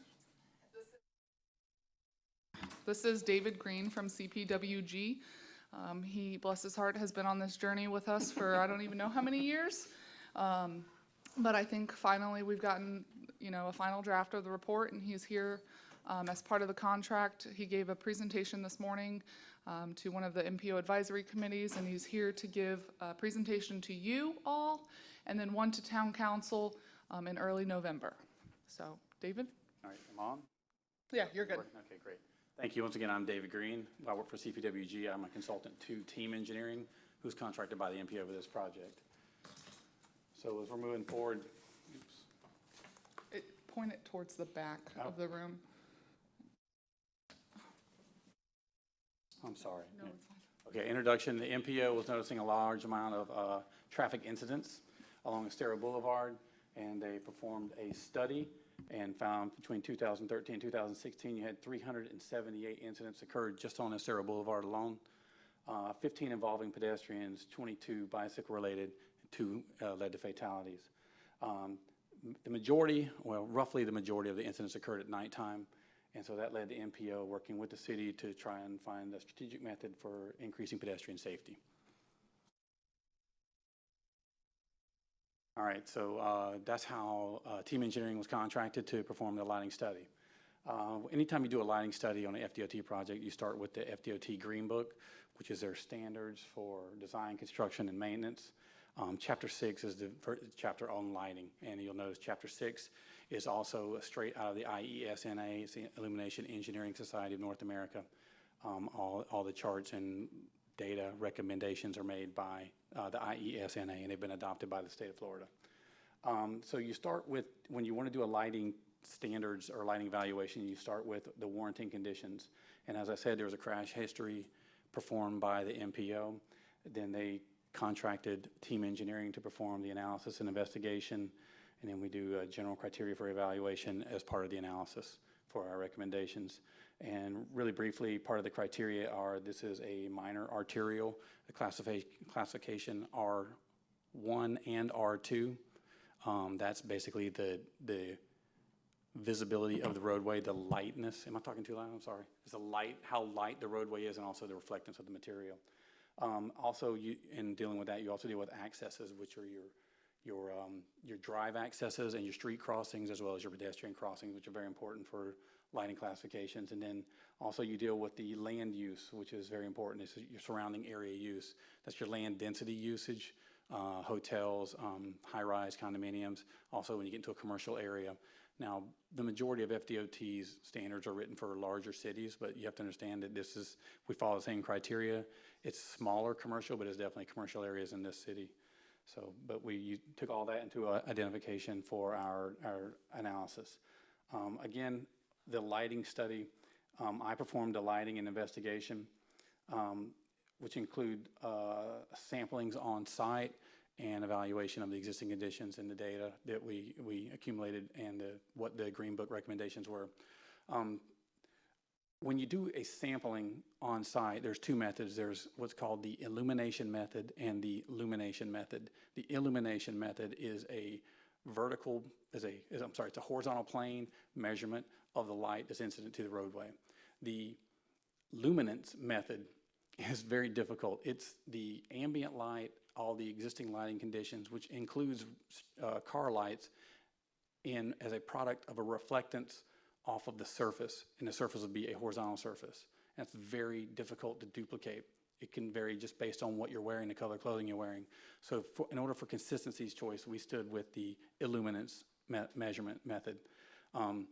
So basically, that was, our choice was pretty easy. We had originally identified 25 test points in our kickoff meeting about 1.5 years ago. And it quickly became apparent that 25 test points were not going to be sufficient for a lighting study on a 6-mile corridor, specifically with the varying conditions here. And the varying conditions are obviously the light spacing here. You have areas where you have light every 100 feet, and you have areas where you have 1,000 foot before you have a next light. You have different lighting sources as well. So the varying light levels and the travel distances in between lights are identified in the report based on our takeoff locations, but what we found, the greatest finding is drastic variances, and they were not near the compliance requirements of, again, they're not requirements, the compliance standards for Chapter 6 of the FDOT Green Book. But like I said, the most obvious observations were that the light level variances, and then we had a lot of eye confusion on driving a corridor, and I'll get into that in a few minutes. Okay, the existing conditions I talked about are on a horizontal plane. You would travel from one spot to the next. You'd have 4.5-foot candles in one location. That'd be basically where you have a very bright or high wattage light. And then you would, in a 4 or 3 second drive time, you get down to where you have 0-foot candles. And that's a drastic variance in lighting in a short amount of time. What that does is that leads to eye confusion, and also it has a problem with your dark adaptation, which is basically your eye's ability to perceive light after you have a hot shot into it. So your eye has a reaction time, and of course, as you get older, that reaction time is a little bit slower. But so our uniformity was way off. But when we're talking about the lighting, the roadway classification, the Green Book has multiple levels of roadway classification, R1 through R4, and we observed that this corridor was both an R1 and an R2 based on certain areas and certain light levels, the lightness of the aggregate used in the asphalt. And you can see, I'll just walk over here, I'm sorry. Right here, you can see that R1 has much different lowers than R2. R1 for heavy commercial is 0.9-foot candles, where an R2 is 1.4. So you get a lot of varying conditions here. So there's no standard uniformity throughout the whole process for recommendation. But what we mostly observed is that the light variance going from dark to light was drastic. And the recommendation is 4 to 1. And we've gotten, we were 100 to 1 in a lot of locations. So it's very drastic.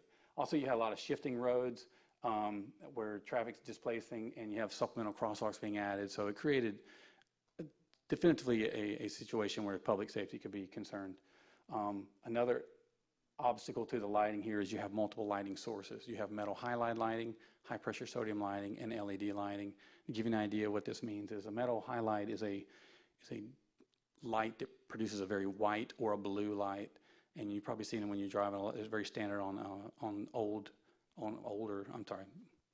they're very standard on the interstate roads. If you go the high pressure sodium, they're more of a reddish or an amber light. They're older typically than the metal halide, and also we have a lot of LED fixtures out here as well, just on the Estero Boulevard corridor. And that changing light color is called color temperature. Also creates eye confusion and your eye's ability to perceive the light that's being provided, because it basically has different reactors, different rods in your eye that react to the light color. So the multiple sources, and where we call it color temperature, you have a drastic lack of consistency, and that was a major concern for the corridor as well. And so we're taking all these into account and when we come to our conclusions. But the most egregious problem we noticed is that you had a lot of light sources that were very old style, where the light source itself is visible from the eye of the driver. And if you understand what that basically means is, instead of the light being tucked up in the reflector, and so the light's directed down, it hangs down below, and you actually see the light source, and that causes it's a dark adaptation practice where your rods in your eye close drastically. And so when you see that light source, it takes multiple seconds for your eye can recover. And 35 miles an hour, you can travel 100 feet in a few seconds. So that was a major problem. It was also led to our recommendations. So again, hot spots, no consistency in color, and no consistency in your maximum to minimum ratios were the main areas we found that were concerning. So our conclusion of our outcome was that we believe that a standardized light level will be more efficient in creating a safer environment for pedestrians and bikes, due to the fact that your eye has a consistent level of feedback to it, so it can perceive. The aperture is not changing as much, and as opposed to having a lot of heavy lighting at crosswalks and in darker spots, which a lot of people like. I understand that. This is a beach community. But at the same time, we're brought in to make recommendations for safety. And so hot spots, or like a punch of light at a crosswalk, is a great thing. But if you go into a dark spot right after that, you have a lot of problem with visibility, especially if there's pedestrians who've just crossed the crosswalk and they're walking up the sidewalk. So we believe that a uniformity in ratio, which basically means more lights, better light spacing, and more appropriate distribution, and minimizing your ratio to 4 to 1, will give a better result in a safety situation. We also greatly recommend eliminating all lights that have the source that hangs down. That hot spot is drastic, and I've driven probably 30 times I've driven up and down this street at night, and so there were quite a few of them that were an issue. So And so in terms of implementation of our recommendations, we provided 3 lighting plans and alternatives. We provided cost for the implementation of the plans. All the while we're working on our costs, we were very fortunate enough to run into Eric Culling of FPL, who has been incredibly beneficial to a lot of communities in Southwest Florida. But he basically works for the incentivized street lighting and carbon footprint reduction for the utility. And basically what that means is the federal government is asking electrical utilities to reduce their carbon footprint, which is energy losses. And the most efficient way, or the lowest hanging fruit in that whole element, is to change street lighting. Use a lot of high wattage 400 watt fixture. You can change it out to a 60 watt fixture that generates the same light output. Well, that's just an easy reduction in your carbon footprint. And so what Eric's doing is he's working with local communities to do a switch out of all their lighting to an LED, which is a lower wattage source. And so Eric brought aspects of the, I'll get into it in a second, aspects of what FPL is providing available to communities for street lighting change out. And just to touch on that real quick, sorry, Eric, is the town council has already approved, and we've implemented these LED lights on all town-owned and maintained side streets. So based on what we've seen draft versions, we have, with council's approval, made those steps into help our carbon footprint reduction. I'll get into certain savings related to that as well. Okay, so and proceeding to work with the MPO, the lighting representative, and FPL, and the county, we acquired all the surveys performed for the street improvement project out here. We had 6 or 7 surveys we compiled into a single AutoCAD file, and we generated with the lighting rep and his software a lighting spacing representation that would achieve the maximum to minimum ratio that we recommend. And so we were fortunate to be able to work with FPL and their lighting representative, who actually has a software who did the testing. But it took us a while to confirm the relocated poles on our survey work. But we did that, and we got the surveys to them, and they did the photometric study, and the results of the study are in the report. We have actual pole locations and actual light locations. And so our ultimate recommendation is to re-illuminate the entire corridor. That's remove all the existing fixtures, replace them with a standardized LED fixture, which not only has a better energy efficiency, but has a standardized light color or color temperature. We basically focused from Crescent Beach Family Park down to Estrelita Boulevard, which were limits of our project. And through that corridor, there are 113 existing lights of varying types and wattages. So we recommend replacing this 113 and supplementing with 87 additional fixtures. Now, 87 is an important aspect because you pay a monthly charge to use your fixtures, so we're actually increasing city costs, but I'll get into that in a second. The beauty of this light change out through the PL1 premium lighting tariff that FPL has just initialized is that the monthly cost per fixture goes down. And it goes down from about $10, which is a little bit higher than 10, to $8.86 per month.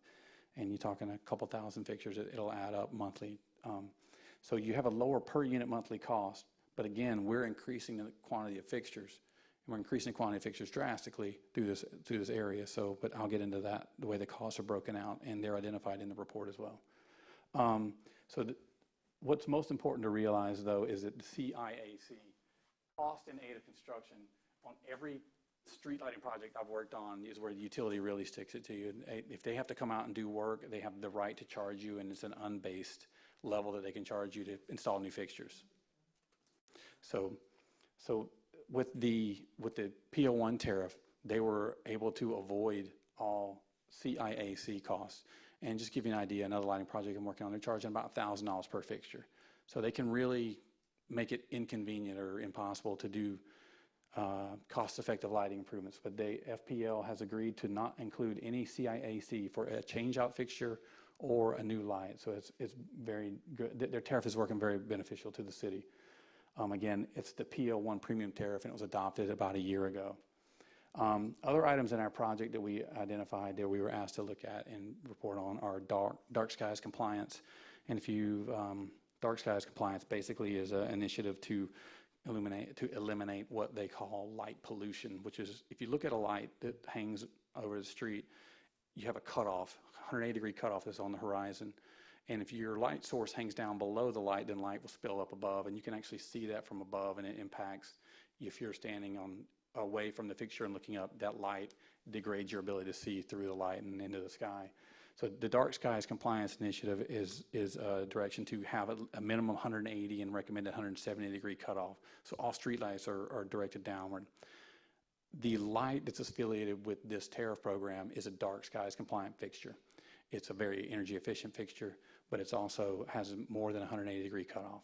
Even though it has high efficiency and good light distribution, it still doesn't impact your horizontal on the horizon or light bleeding up.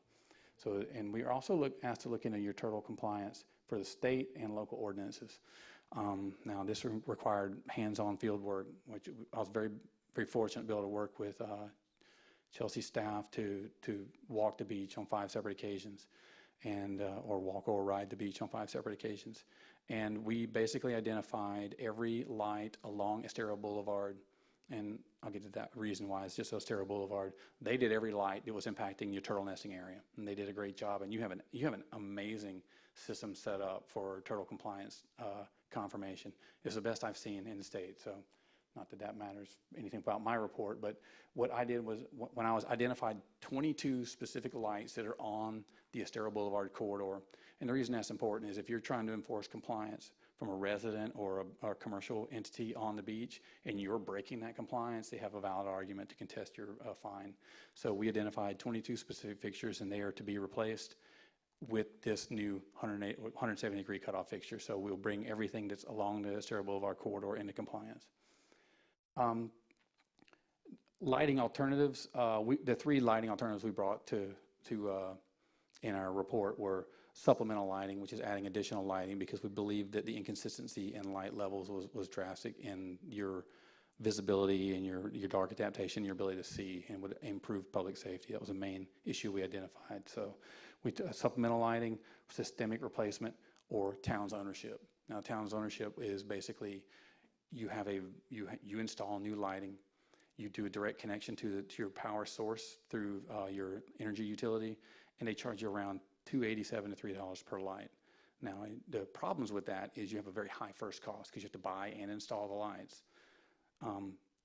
Usually can be around $1,000 per fixture. And you also don't have electrical staff who could maintain the fixtures. If a storm comes through, you could damage a lot of fixtures. You have some issues with your cost. The benefit of it is obviously you reduce your cost to $3 per month just for energy. But you don't pay for but you pay upfront costs for the source, the lights, and the poles, and you pay all the maintenance charges. So, working with the public works director, we determined that was not something the city was interested in pursuing. So, that led us to our systemic replacement option through FPL. We identified lighting or funding options. Again, there's no CIAC, so your initial first cost is reduced. Your overall cost monthly charge will increase because we're recommending an increase in fixtures, but we created a lighting justification report that the MPO can take to the state to request funding. I also met earlier today with the county representatives who was adamant that the county pays for all street lighting in the county. And I told him I didn't think that was the case, and I do have a business card for you, Chelsea. He wants you to call him. He'd like to talk to you a bit about that because he was adamant that the county pays for it. And I didn't bother anymore. I just told him I'd have you call him. So I got one brand new funding option available. Again, maintenance and first costs were brought into our evaluation of our evaluation process. And again, you have higher overall costs because we're increasing your quantity of fixtures. However, as Chelsea knows, that we have been working, she has been working with FPL and specifically Eric to change out the lights in the city already, which is reducing your overall monthly charges on your existing lights at no first cost. And when you compile that with the addition of the 87 fixtures we're recommending, you have an overall less than 2% increase in your lighting cost from street lighting aspect. And again, I don't mean to harp the point, but we were brought in from a safety aspect. And so our number one goal was to try and get a safest approach Finances always are important in how you implement safety, but we try to marry the two in working with city staff and MPO, but mostly working with FPL. And I can't stress that enough because I work with multiple energy providers in the state, and I've not found anyone who would even admit that there is a federal enhancement or a federal incentivized enhancement for changing lights over. They won't even admit it, but FPL is very, very open and honest and very helpful with it. So anyway, that's my presentation. Well, thanks. So there's a couple things. One, we do have this rather large handout. But before we do that, I'd like to go around and let people ask questions. I'm going to start with you, Mike. I mean, you have the strongest background in this to ask questions of David, and then go down the group here based on the presentation. Maybe you can start us off. I'm retired from the power company, so FPL is a good company. FPL? Yeah, from Powerlight, yeah. But anyway, I mean, the lights cascading, these particular lights came out after I left the LEDs, and they do cascade together with no spots in between them? If you look at attachment 3 is the actual survey drawings that have the lights identified and supplemental lighting identified. And you'll notice they do cascade together, as you're calling it. They supplement each other. There are 2 locations that are identified that are lacking in lighting, and it had a lot to do with the fact that their poles are being shifted at that time. So FPL came out and took our survey points for the poles and actually identified each pole as part of the attachment 3. So every light that we have recommended for replacing and every light that is identified as a new light, they're tallied in a spreadsheet at the end of attachment. But there are 2 spots where we're lacking good coverage, and it had a lot to do with what was happening at the time of the surveys. And so if you look at the quantity of fixtures that we're supplemented with, we were supplementing 83, and now we've got the full report back. We see 2 spots where we need to add 2 fixtures at each location, so it's 87 total fixtures. Could I just ask, David, this is what you're talking about, these circles around here? So Yes. where there's circles and then the density on there, the numbers on there, are that Yes, ratio? Okay, Yes, thank sir. you. It's hard to see. I have an 11 No, I just wanted to make sure I was It's on a the. little bit easier. Well, there's the existing, we had, after we got 100 and, how many did you say? Existing? Through this corridor, 113, 113. from and the we're gonna park add- down to we're- Estrelita. We're adding 87, That's the recommendation. yeah. Cutoffs are automatic, and those are the 22 you talked about? The turtle? Oh, you're talking about the lights that are cut off during turtle season? Yes, well, I'm glad you brought that up. It's a good aspect to talk about. You have lights that are controlled by FPL that don't come on during turtle nesting season, so you don't provide any benefit from them.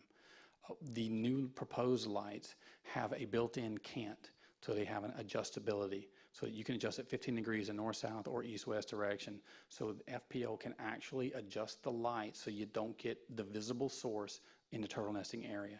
So you have a great deal of flexibility with the light. So now currently you install shielding around and it just blocks light. It's almost like detrimental. I mean, you have a light there and you're paying for it, but now you're blocking all the light output. But the problem is because the source was visible. With these lights, you can adjust it so the source will not be visible from the beach, from the turtle nesting area. So the 22 locations is a quick and easy fix. Okay, but there'll still be light there. The lights are on Estero Boulevard. Right. But you could see them from the beach. You could see the actual source, and that's the problem with the turtle nesting habitat. If a turtle follows a white light, and they usually follow the moon, but they see the light on the east side, Are that's those the lights problem. going to be off? Or are They're not going to be off, no. Okay, so they'll be what we. Yes, what I'm the- sorry, What the yes. worker guys are calling turtle lights. Okay, yeah, they will be on. All the lighting with the new FPL fixture that they're using, the LED fixture, will be on. They will not have lights that are staged off anymore. So just to clarify real quick, because Joanne, I think, brought this up at the council meeting, right now, they are actually just turning them off during turtle That's season and correct. leaving dead space. This will be canting, the new fixture will allow the light to be on the different angle that blocks it from the beach. That's correct. Now, I'd like to address that. I do not know which fixtures they turn on and turn off. I don't No, know. Yes, but they I think- definitely turned them off, and I was surprised to hear that because that's a newer aspect. That's not been available in the different last, approach, up to huh? the last 20 years. That's pretty new, that they can That's turn all off right, Mike. I lights just wanted to specifically. clarify for myself. Oh, it is. I mean, it's a safety factor. That's what I'm talking about. I mean, it's a safety committee, so I don't agree with, I mean, tilting them and getting the light away, I got it. So we're good. That's all I got. None of the lights that we're proposing, replacement or additional, will be turned off. Logistics question. So what happens during turtle season is they have to physically come out and change the cant of each pole? They can Set them control up that them. way and leave them that way Well, year-round? They put shields on their lights for the most part. They can't cant them now. But what they do is they have a control ability of each light. They can turn the light off. Under the new light, how Oh, the new are the light. new lights handled? Oh, yeah, they physically adjust a cant. So That's a good question. So they would come out and physically adjust the 23 lights? Yes. During that time, then when the season's over, they come back No, and readjust them? no. They're just going to leave them at the, They're not gonna, the reason the lights are visible from the turtle nesting habitat right now is because some of them are, the light source hangs down. And some of them, there's just the way the lights had, like the poles leaning and the lights kind of shifted. These are gonna be brand new installations. So, they'll set them up initially, and then that's the way they'll be? yes. Okay. All the lighting we're proposing, aside from one, is on the west side of Estero. So the light will be projecting, and it's a 6-foot stanchion arm off the pole. So the light will have a slight projection forward.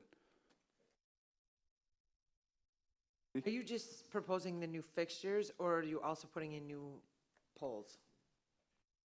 Great question. I'm sorry I didn't Besides address the that. 87? Yeah, actually, no. That's a great question. What we're proposing is all the new lights that are not replacement lights are being installed on the existing poles. Now, 83 of those poles are in place. There's 4 poles that were still being shifted at the time our report was finalized. There may be a pole there now. There may be a first cost in an installation of a pole. It's a possibility. I don't know what's going to be the outcome. We'd have to work through and define the exact location of the poles now.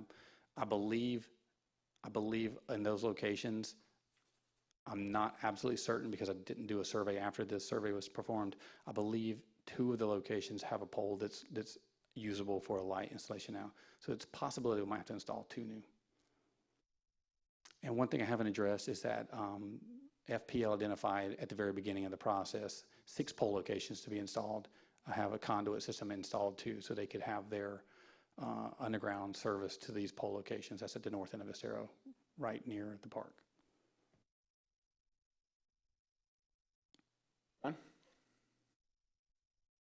Does the height of the light matter?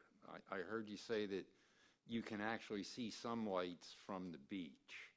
Now, with the new light and it's tilted, that sounds like that's going to help, but would it be helpful to lower the actual light down a couple feet so you can't see it at all? We have a lot of issues affiliated with that, and primary is FDOT's allowable elevation over their right-of-way. The second one will be that the lights are actually a tuned system. The photometric study was based on 30-foot elevation. So basically what that means is our light distribution that we get from the photometric study is based, all lights are installed at 30 foot. So if we lower the light, your light output will be modified slightly. But the intention is to install the lights at 30 foot. And yes, if you lower the lights, there's less noticeability that you'll have from the turtle nesting area. However, I don't really think that's going to be the case. Every light identified was an old style high pressure sodium, and the other ones that have the lower light sources. So you're not going to have an issue with these lights being visible. I mean, this light is basically a brand new fixture. It's engineered and it's a very low profile. The light sources and LEDs are a lot different than a high pressure sodium or incandescent, not a fluorescent, but an incandescent style light where you have a luminary that it glows hot from heat. LEDs are a lot different. So, Chelsea, are these the same lights that have been installed on some side streets? Because on my street, we have new lights, and I mean, the bottom of them are flat. Yes. yes, Okay. it's basically And like, that's what you're talking yes, about? yes, sir. Okay, thank you. Yes. Bruce, you got any questions? By the way, Jim and Mike. Bruce is our council representative, liaison. I'm not sure what the term being used these I days is, think but that's it. It's close enough. I was at a MPO meeting at Cape Coral, which is why I missed the earlier presentation that you guys were working on, which I wanted to get there, but I couldn't. Sorry. What's that? Was it the meeting I was in? No, this was the executive board. Oh, okay. I was just at an MPO meeting before I came here, Yeah, sorry. Yeah. This has been a passion of mine since I moved here, and why I got on the safety committee, even preceding Chelsea here.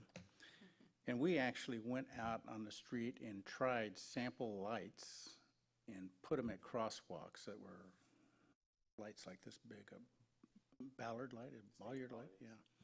And almost got ran over doing it several times. So I'm just thrilled beyond thrilled with this report. I just hope it does what you say it does. But you seem very believable, so I'm hopeful. But I do have a couple of questions. At Sanibel, their crosswalk safety standard suggests, and I talked to Rob Phelan about this several times, that if you have say this is the crosswalk. This is the crosswalk, and a car's coming here, and a car's coming here. The idea was that the light source should shine on the pedestrian, not on the top of their head. Yes. And then also, you get glare from the cars coming with all this other light distortion going on, and it gets very difficult to see people in the crosswalks. Are we going to be able to truly see people in the crosswalk with this solution? That leads directly into my point for a max-minimum ratio. Minimize the max-minimum ratio, basically better light spacing, because that way you get light throw from each direction. But also, a problem with Sanibel, I don't drive very often, but a problem with that is they don't have a lot of lights. Yeah. And so then your eye gets used to a dark light, but when you come into a light, your aperture closes quickly, and you have trouble receiving actual vision because your eye hasn't adjusted yet. So that's the problem with that, is you're going from a dark spot to a hot spot. I agree that you want the light on the person's side, on the car, between the person and the car, so you get the reflectance off of their person. Right. However, we believe that a even light throughout the entire corridor is going to lead to best pedestrian safety, not a hot spot and a cold spot, because as soon as you drive out of that hot spot, suddenly your eye has to adjust again, because you're right back into a dark area. So that creates more of a safety situation than just having a light. That creates more of a safety situation than having an even light distribution. And that's pretty much a trend of all street lighting right now. So is there a good example of this type of lighting around here that we could go see at night and get a feel for it? I think Summerlin has just had the, from Pine Ridge Road to the library, regional library, I believe they just had these lights installed. I don't know about spacing, but it's the same fixture that has been proposed. If that's not it, Eric could totally, he would be more than willing, he'd be a good source. You should talk with FPL. I'm not from this area, from further north of here. Okay. So, but Eric will be able to give you an idea of what the spacing and what the light will, and so you can get an idea of exactly what you'll be getting. So are you from the other side? The north, Bradenton. So how's their lighting? Terrible. They didn't hire us for a light study.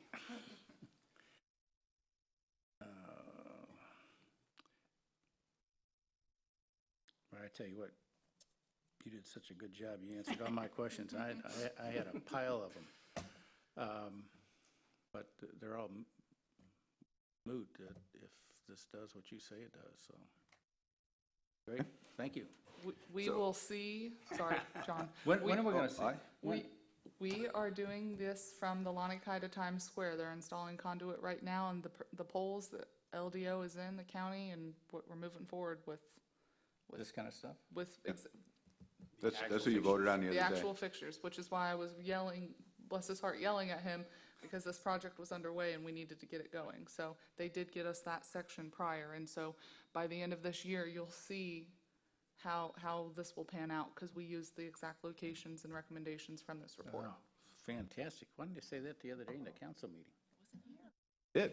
That was the whole point. We said we No, need they- to put the they conduit. said they wanted to have 6 more poles, but they didn't say it was the new LED pole, because I said, well, what about crosswalks? Actually, the truth is I brought this up at a meeting, you had an excused absence. We did raise this based on a recommendation from Chelsea to make sure that the council voted for this because of compliance with this study. Anyhow, so if you have more, I have a couple. One, I want to build on what Bruce just asked about, because we have had discussions about our crosswalks and lighting crosswalks, and the county did advise us that it's premature to start looking at crosswalk lighting until we looked at the FPL type lighting. But when that's done, and if I understand you correctly, the idea is we make even lighting across the whole island that helps the eyes and the eye response, et cetera. At that point, though, we very well may have to engage again as we're looking at specific crosswalks and lighting at crosswalks, so we don't get that light blindness or that, I believe, the eye confusion that you're talking about. So I just want to put that on the table for the council members to hear. I could actually address that as well. Eric Phelan is the project manager with the county's improvement project. They are addressing that lighting, supplemental lighting at the crosswalks.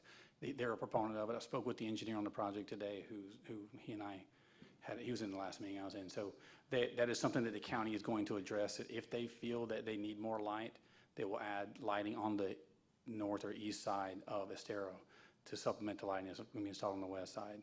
That's something we follow up on then, Chelsea. Make sure we have that as your conversation with them, because at some point, we did delay lighting at crosswalks pending this study, okay? If I can address that same point too, that, again, I talk about hot spots where you have a punch of light and then you drive into an area where you have dark. You won't have a drastic change because you'll have even light throughout the whole corridor. So you won't get your eye aperture issues because you'll still have light. So that'll minimize that as well. One more comment on that, please, Mr. Chair. Sure. So we talk about these hot spots and things, but when you come up to a crosswalk and you have a car coming at you in the opposite direction, that's throwing a hot spot right in my eyes too. And you get glare, and you got salt on the windshield and all that stuff. So is this curtain of light, umbrella of light that we're going to have be able to overcome that problem? It's not magic. It's not going to eliminate that. If you have a car driving it with its brights on and you have a bunch of bugs smeared on your windshield, you're not going to be able to see. It'll improve every driving condition, but it can't eliminate crazy hazards or very specific hazards. It just can't eliminate those. But it'll improve every driving condition.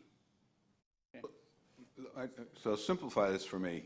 The idea is the less contrast there is. So by providing a constant light, we're going to have less contrast as a bright light comes in. And so if I'm understanding this right, by having a constant light at a ratio, I think it was 4 to 1, it showed in there, that will set our eyes so it's going to get less confusion or less adjustment as we hit headlights or some other ambient light comes into play. That's not just our recommendation, that's the actual science behind it, yes. Yeah, no, I just want to make sure I understood it. Yes. Because at one time there was a lot of talk about being able to adjust lights for turtle season, but this will be a constant light year-round, certain wattage or illumination, whatever it is. The shields will take care of and comply with state law and our own laws and compliance on turtle as best we can. No shields. You Well, won't need shields, the new light fixture, The I'm new sorry, you're fixture itself correct. will, yes. My apologies. But that's how we were taking care of that, so our Turtle Time people will be able to explain that to them. They'll be able to take a look at this, that it's in compliance with the state. The other thing I had here is, I got to be honest, I didn't look at every little graph here because there's a lot of them, but I do now understand what they are as you explain them. The one thing I didn't really see is a total cost type thing in here. Did I miss that, Chelsea? There's a bunch of numbers about what we can do in that, but is there a bottom line cost recommendation cost? I understood what you I think said, page Dave. 17 might be that, but here's 17. what I'd like to point out to you. Your total costs will be There will be a cost with installing up to 3 to 4 new light poles where there's no poles existing. And at worst, that's $1,000 per light pole. It's your first cost for the light change out is nothing. And that's something. I got that. I just wanted to, because at some point, as we're looking at this, someone's going to say, well, what's that going to cost? I understood Yes. we get we're going to get more lights, the savings because of the type of lights, et cetera, et cetera. I just wondered if there was a Actually, summary. If you look at, if you look at the lighting justification, which is attachment 4, there's also a total cost per annual. It's $21,000, $22,000. It's next to the last page, Chelsea, I'm sorry. Is it of attachment 4. But that's your usage of your light. There's no additional first cost affiliated with it unless we need to install 4 poles. This is table 4? Very last page of the whole report, yes. Okay. And that's your annual cost for your fixtures, and there's no other cost affiliated with it unless we have to install the 4 poles. Okay. So what's the timeline to make this happen? Well, it's actually, again, this is a federally incentivized program. And it's becoming more and more popular, so everyone's going to start getting in line to do it. But you are already in the queue. Chelsea's been working with Eric all along, so. So just so you guys kind of have some timeline, council approved and we executed the contract to do all the side streets. I have a contract. I don't have a signed contract. It hasn't gone to council because we were waiting for this. From the date that we executed the contract for the side streets to them finally texting me and saying, we're done, I think it was at most 3 months, because they had to acquire the fixtures and everything and then actually go out and install them. So it was a pretty quick turnaround for considering it's FPL. How many did you replace on our own streets? I'd have to go back and look at the contract. It was maybe 200. Okay, so the number is equivalent. I mean, it's not like we did 5 and they're going to do, Yeah. Okay. So I want to first, one more time, poll people. Any more questions for David, for Chelsea? Any comments on what you have seen in the report so far? Mike? No, but the sterile boulevard is going to take quite a bit longer. I mean, for us to set up on the boulevard compared to side streets is quite a bit different work. Okay. So we will be taking longer. They will be taking longer to do that, so. Tim? Heidi? I just have to say the new lights on the side streets are really nice. Ron? I'm good. Ed? All right, so what do we need to do to get ready to make a recommendation to the council? I think we need to look at this, we can talk about it, but if I understood David's presentation, and now I understand some of these graphs better, what is it, and I guess this go to you and Bruce, what is it you need from us to move forward with this? Because it sounds like, and certainly when you read the report, it is science, it is a good report, I agree, Bruce. I mean, I don't understand all of it, but I understand what it's saying. I don't, the accuracy, I can't vouch for. I take that's what we paid them for. What is it that you need from us to move forward this? Because I think this is something that is long overdue, and other actions on the boulevard are dependent on this as far as crosswalk lighting, et cetera. Okay, so just because this is an action item that council will have to vote on, I will touch on that. As David will be back early November to give this exact same presentation to town council. In the meantime, either at your normally scheduled meeting or now or whenever you come up with a committee recommendation, I will attach that to the blue sheet when he comes back and does his presentation. I believe it's on I don't recall if I scheduled it for an MNP or for a regularly scheduled council meeting. Council can't take action at MNP, but if it's scheduled for a regular meeting, they could move on it right then, or say send it back to you all, or whatever they choose to do. So. So how about we do this? Everybody has it, the study. Take a look at it. Chelsea will send out with the same thing we're doing with the recommendations on the crosswalk and the foot of the bridge. Take a look at this. Chelsea will provide an area for comments. Either, yep, I read it, I think it's great, let's go for it, or these are questions I have. Depending on the number of questions and concerns, I'll take a look at those with Chelsea. If they're sufficient enough, then we'll have a meeting. We'll actually talk them through.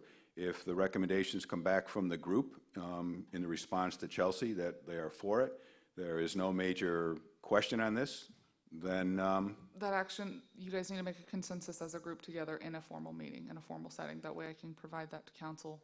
So I can take your comments, you know, if you want to go back and provide comments to me individually, and I can compile them for your next meeting for you all to make a final decision. Does that make sense? does, although I thought we could do that from other committees I've been on, we've done that. So, okay, get the comments back. Based on those comments, even if it means we hold a quick meeting, because what I don't want to do, if the committee actually thinks this is a good idea and sees no problem with it, I would like to get us together, and I think there's numerous ways we can do that, and I can check with Michelle or with Roger, or with you, on how we get them together, but I would like to get our recommendations to them or our questions to them as soon as possible so that they can take action, and I believe the council's ready to do this as well. This has been a while.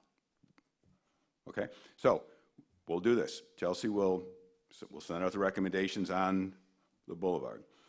We will also provide an area for you to give your comments back to Chelsea on the report. Chelsea will aggregate those. Don't reply all. Just reply to me, please. Yeah, because the sunshine law. So that's what I said. It goes back to Chelsea. She'll aggregate those, determine if there's any questions that we need to have the council deal with, and they could deal with it at their presentation with David in a couple of weeks, and maybe get answers. And then after we have those answers, we either have a formal meeting, come in here, or we will figure a way to obtain a vote and recommendation for the council to take action. Okay, Chelsea? Your vote has to be a consensus as a meeting, a publicly scheduled meeting. So I heard you. Yes, I agree with your path forward. Okay. So, Joanne, you're the only public here, so do you have anything? This is our public comment time. Yeah, you're public. Turn that timer on, though. This is 3 minutes. You've known me too well. Joanne Champ, Estero Boulevard. My question, if he would answer it once I sit down, would be what the state requirements are for street lighting. In other words, you must, this is a county road whatever, so what are the county road lighting requirements? And if it's their road, why would the town be paying for the lighting in any case? Thank you. I can address the first comment quickly. The green book I held up for you earlier is the lighting standard. It's a standard. I use that term very definitively. It's a lighting standard or recommended light levels. There is no requirement for lighting. There's no law stipulating that you need to provide lighting. No state, no federal, and no local. Lighting is not required. There's minimum standards. They use the FDOT Green Book standard, which is the state standard, and that is the exact same as the Illumination Engineering Society of North America. Again, there's no requirement for lighting. You're saying that we could literally have 0 lights on Estero Boulevard? We don't have to have any lights? That's correct. Although your fatalities will probably increase. Well, right. It's kind of shocking. I also think that based on what David said earlier about his conversation with Eric about funding, that's probably a conversation you want to have before it goes in front of council. So, anything else for David? We got a way forward on this to at least get the comments back to Chelsea, and then Chelsea will aggregate them. We will get together with her, see if what gets forward to the council or what we need to do another meeting to discuss before we take an official vote in public forum. David, thank you very much. That was very informative. It's my pleasure. Chelsea, I apologize for taking so long to get. It's all good. See you in Oh, one other thing, David. Yeah, that's good. Thanks. Yes, sir.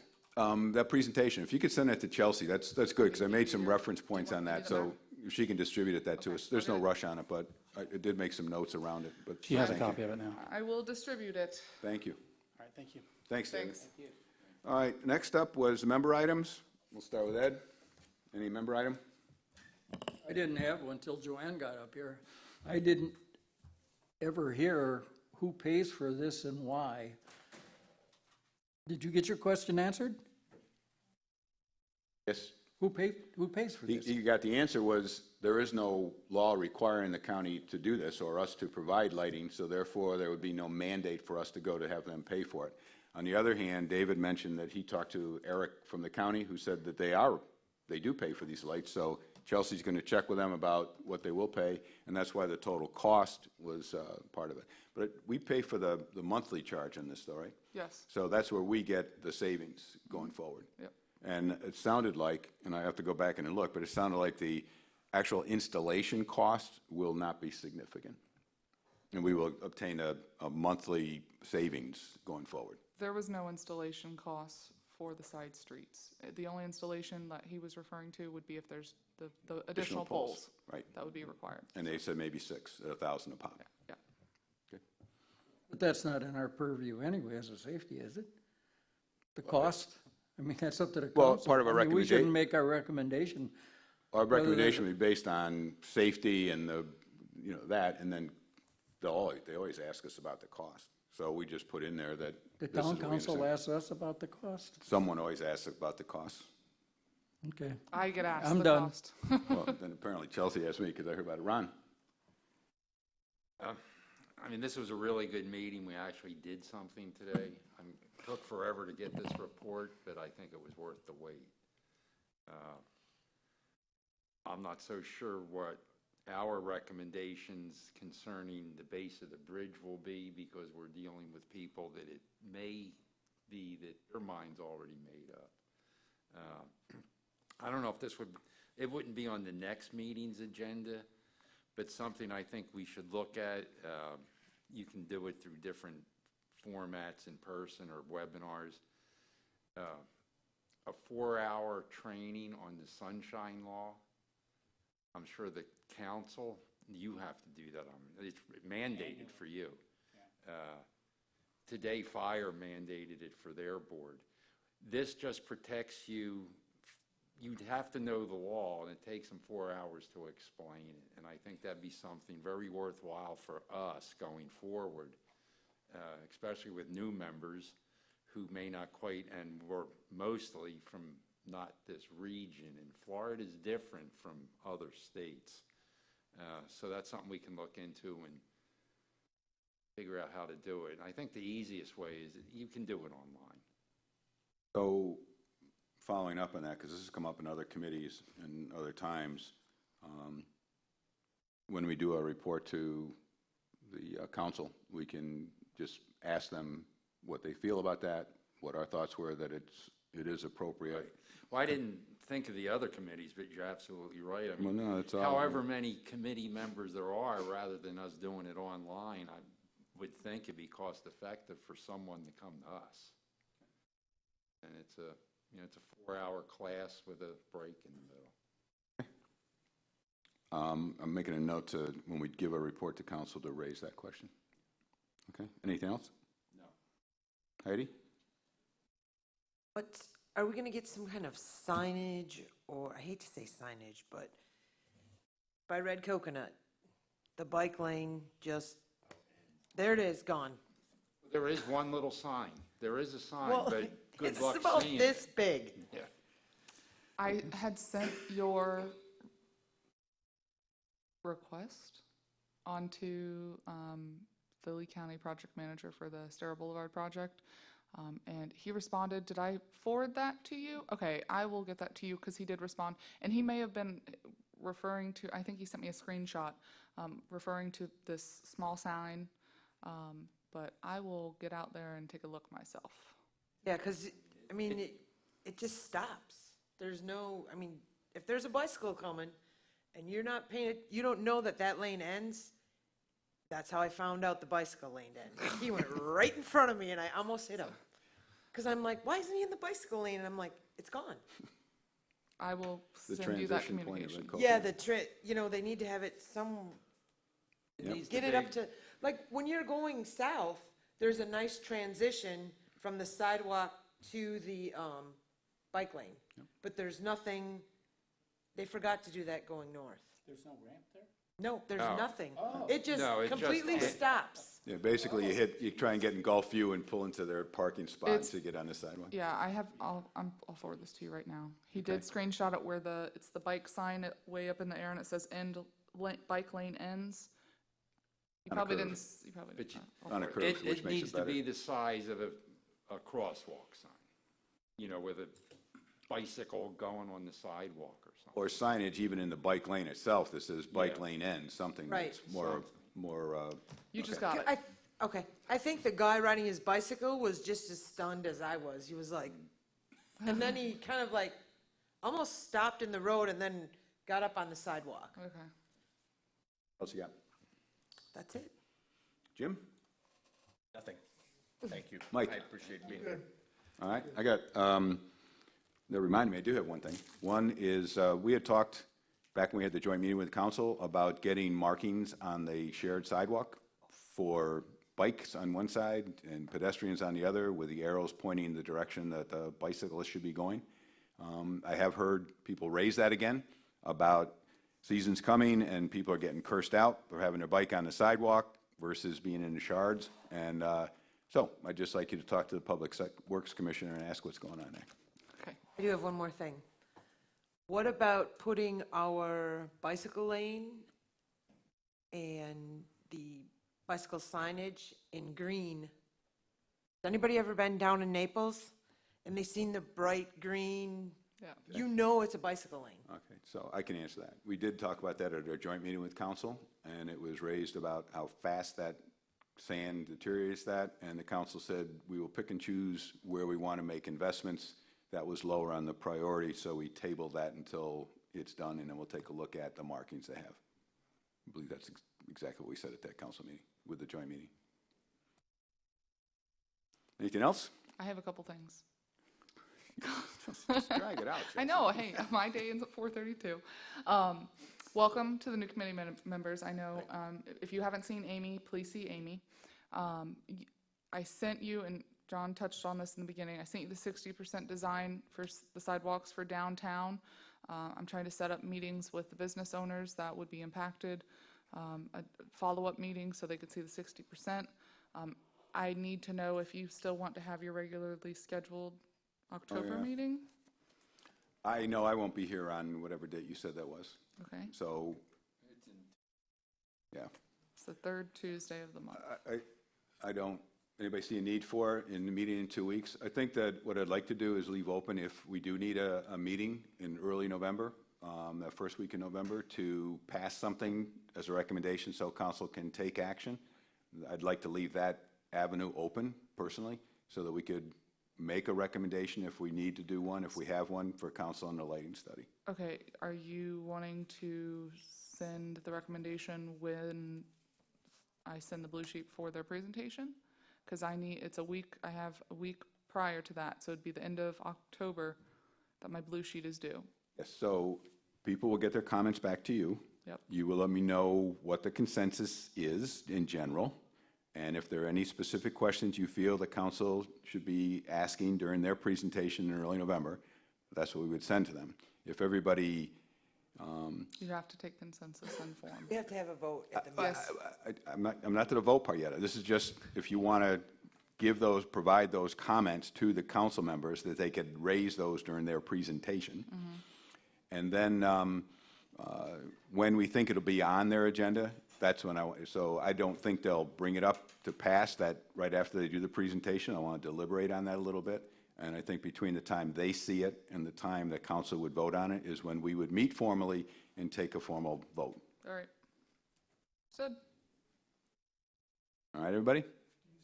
We done? The agenda will typically, it comes out a week in advance Not yet. of the meeting date. Yes. It'll pretty much, we'll pick one No, depending go on ahead. the action for the lighting study, because we really want to get that Thanks. going. And it'll also be dependent, so the next meeting, really, one is the lighting study and trying to get a recommendation that aligns with the council's voting on that. And the other part is the council will be setting up a meeting based on our recommendations with the county that they're going to have on the foot of the bridge. And that would be a meeting that we could tie on to. Okay, Not so- necessarily a joint meeting, but we could tie in before or after that. The lighting study is planning on going as an M&P. And then the next regularly scheduled, which is 11/7, and then the next regularly scheduled meeting is 11/18, as of right now. Okay, so we'll find sometime in early November. You and I will get together, we'll find a date tied into those two things that are taking place, and we'll offer that up as a date to the members. Would you say the M&P The 7th of what? November. right, do I have a motion to adjourn? I make a You can. Ed. I make a motion You to and Gary adjourn. can sit back there and stay. All right, I have a motion to adjourn, a second. Second. All in favor? Aye. Aye. Thank you very much. It was a good, we got some stuff done. See you next. Nice meeting you. Nice meeting you all. Thanks, Mike. Thank you, Jim. Thank you. It's a long time to sit. At home, I stand. Yeah. I have a little, But if we I can have knock a off desktop. those that- recommendations, if we can get recommendations to at least get our voice on that, and yes, I agree, most of them are gonna blow us off, but if we can at least get our recommendations to them, and we can get this lighting study, we all take a look at it based on what he told us, it's clearer now what some of those graphs are. I think we're gonna say, let's get together and do it, and those are two big hurdles to get some funding and get some movement on two huge issues, so. Okay, thanks. Chelsea, tomorrow, when Yes, That whole St. situation Carlos. at the base of the somebody be bridge is, patrolling that thing? Absolutely. Well, I think. Exactly no matter right. which way you turn, there are hurdles. I don't, You name it. All that, by the way, it's just not, there's no easy. I hate to run, but I gotta go. I really, I'm honest hoping. Yeah, depending on the board cap, yeah. Eliminate. Yep.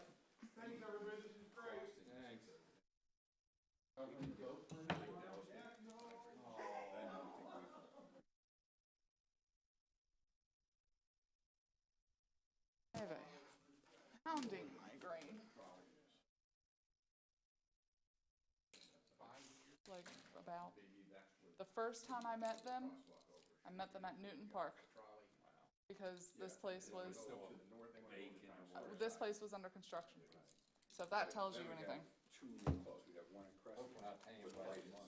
No, NPO is. Yards up with the trolley. No, they signed their contract. So what we do is And we force that the guy, trolley people. He was working for CPWG, and then, I know, and I'm But if wondering, I'm and wondering then how he well left that would there and work. was with We put Team railings or Engineering, something up. and it's, That would help. That's what we'd have to do. I didn't know if the Yeah. town would ever buy into the concept of railings.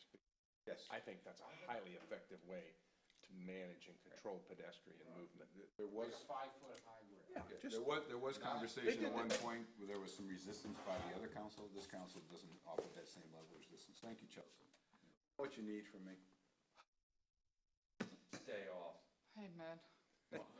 Take it, go ahead. Who do I contact if Pretty I sure have a I'm comped conflict and can't time. make a meeting? I'm going to the Mermaid if you want. Yeah, because the sunshine law is here every day. Yeah, so I know. We can talk. Well, I'm the board president of the There you condo, go. so I understand some of Do you want that. these? Although it's different for, Does anybody want these? no thanks. Where's Heidi? She'll take them. She ran out. She's afraid you're gonna stick around does. again. She likes these kinds of things. So bottom line is we're gonna, I'll send you what I wrote in notes. I'll scan and send it to you. Thank you, Ron, I Well, I'll appreciate send it. you mine and then you put yours in and then we'll just make. see Had no if we idea agree. what I was getting into, Get that out to him. Yes, I know we have to have a public meeting, but I like it so far, so. but what I'm trying to do is, I wanna get them to get their comments back.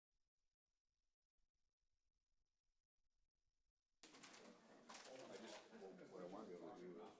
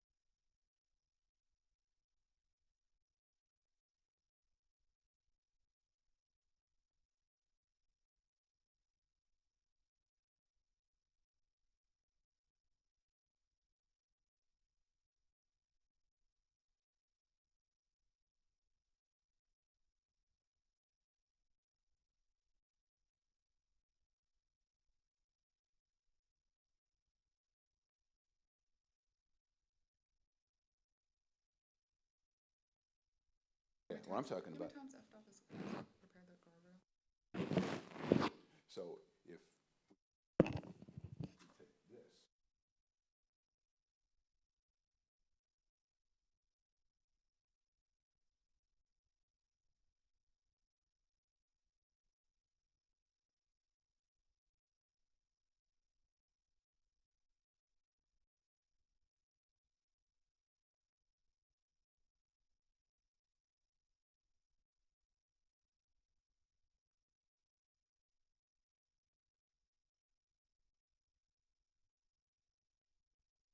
that's what I'm gonna argue when we meet with. I'm not either.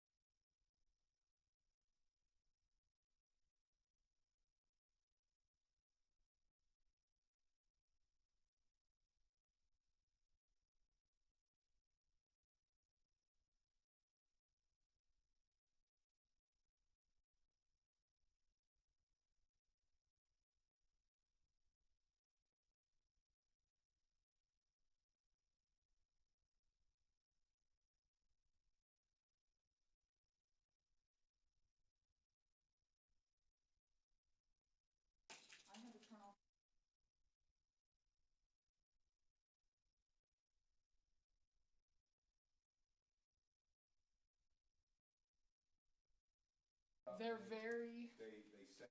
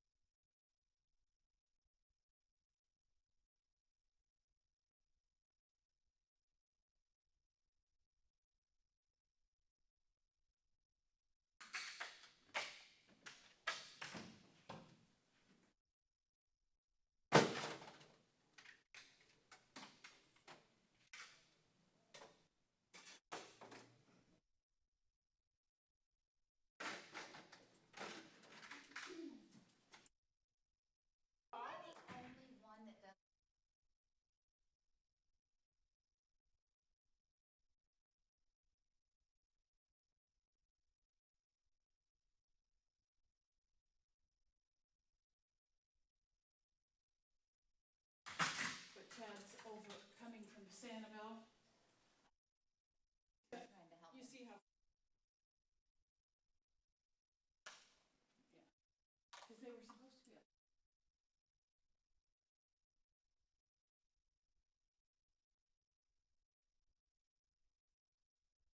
Oh, gotcha.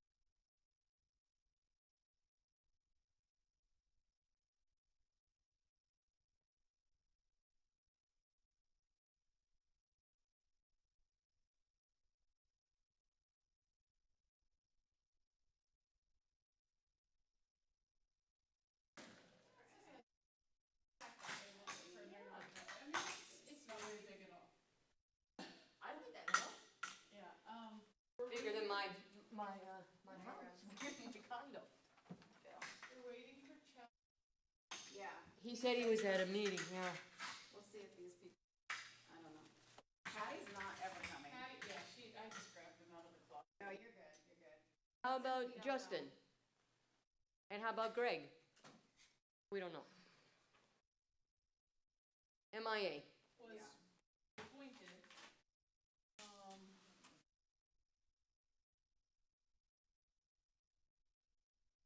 How about these other All two? we need to do is fill out the application and get it to the town clerk. Ideas, Shannon? Oh, go.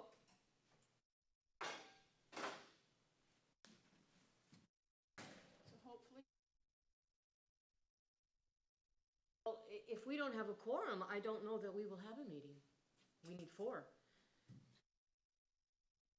Right, but we won't give can't vote. Right, we can't make any votes, right. So we might just decide to go home. Is he here? I didn't think he was back. yeah, he's in this little. Oh, good.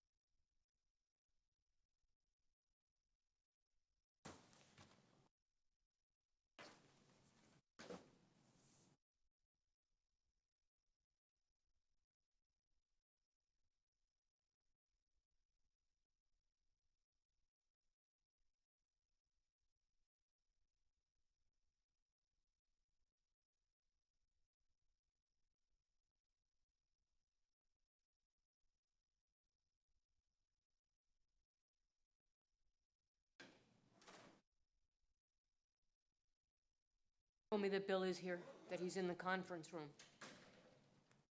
Oh, good. Maybe he's in there with Steve? I don't know. It's a secret. I don't know. I don't either. I don't know about all these rooms. I didn't know there was an upstairs. I didn't know there was a conference room. That's where I had to meet with all the council members, is the conference room. I didn't know it was there either. I thought they all had offices and stuff, and they all started laughing, and I went, okay, well, I don't know. Where do I meet you? Oh. You know our red tide is back? Yeah, we just did water testing Monday, and I was like, I bet you we got it. Yeah, we had some little fish yesterday, and today we had mullet, I about mean, this big. you knew it was gonna, Yeah, it's Collier had it, so Yeah. I forgot to get my glasses out. just a matter of time.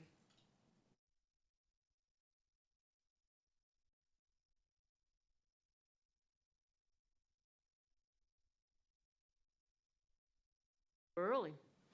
I know, well, I just had this paranoia of being late, and I didn't want, Now, when you work nights, what time do you get done? I just got done with a freaking 7 in a row, 12-hour shift.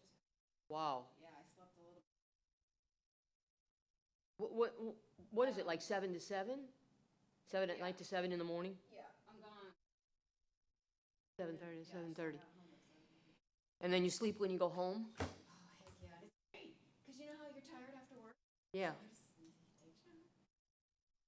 You get a full 7 hours? Yeah, I slept You do? about 7 Oh, hours, that's yeah, good then. Yeah. That's good.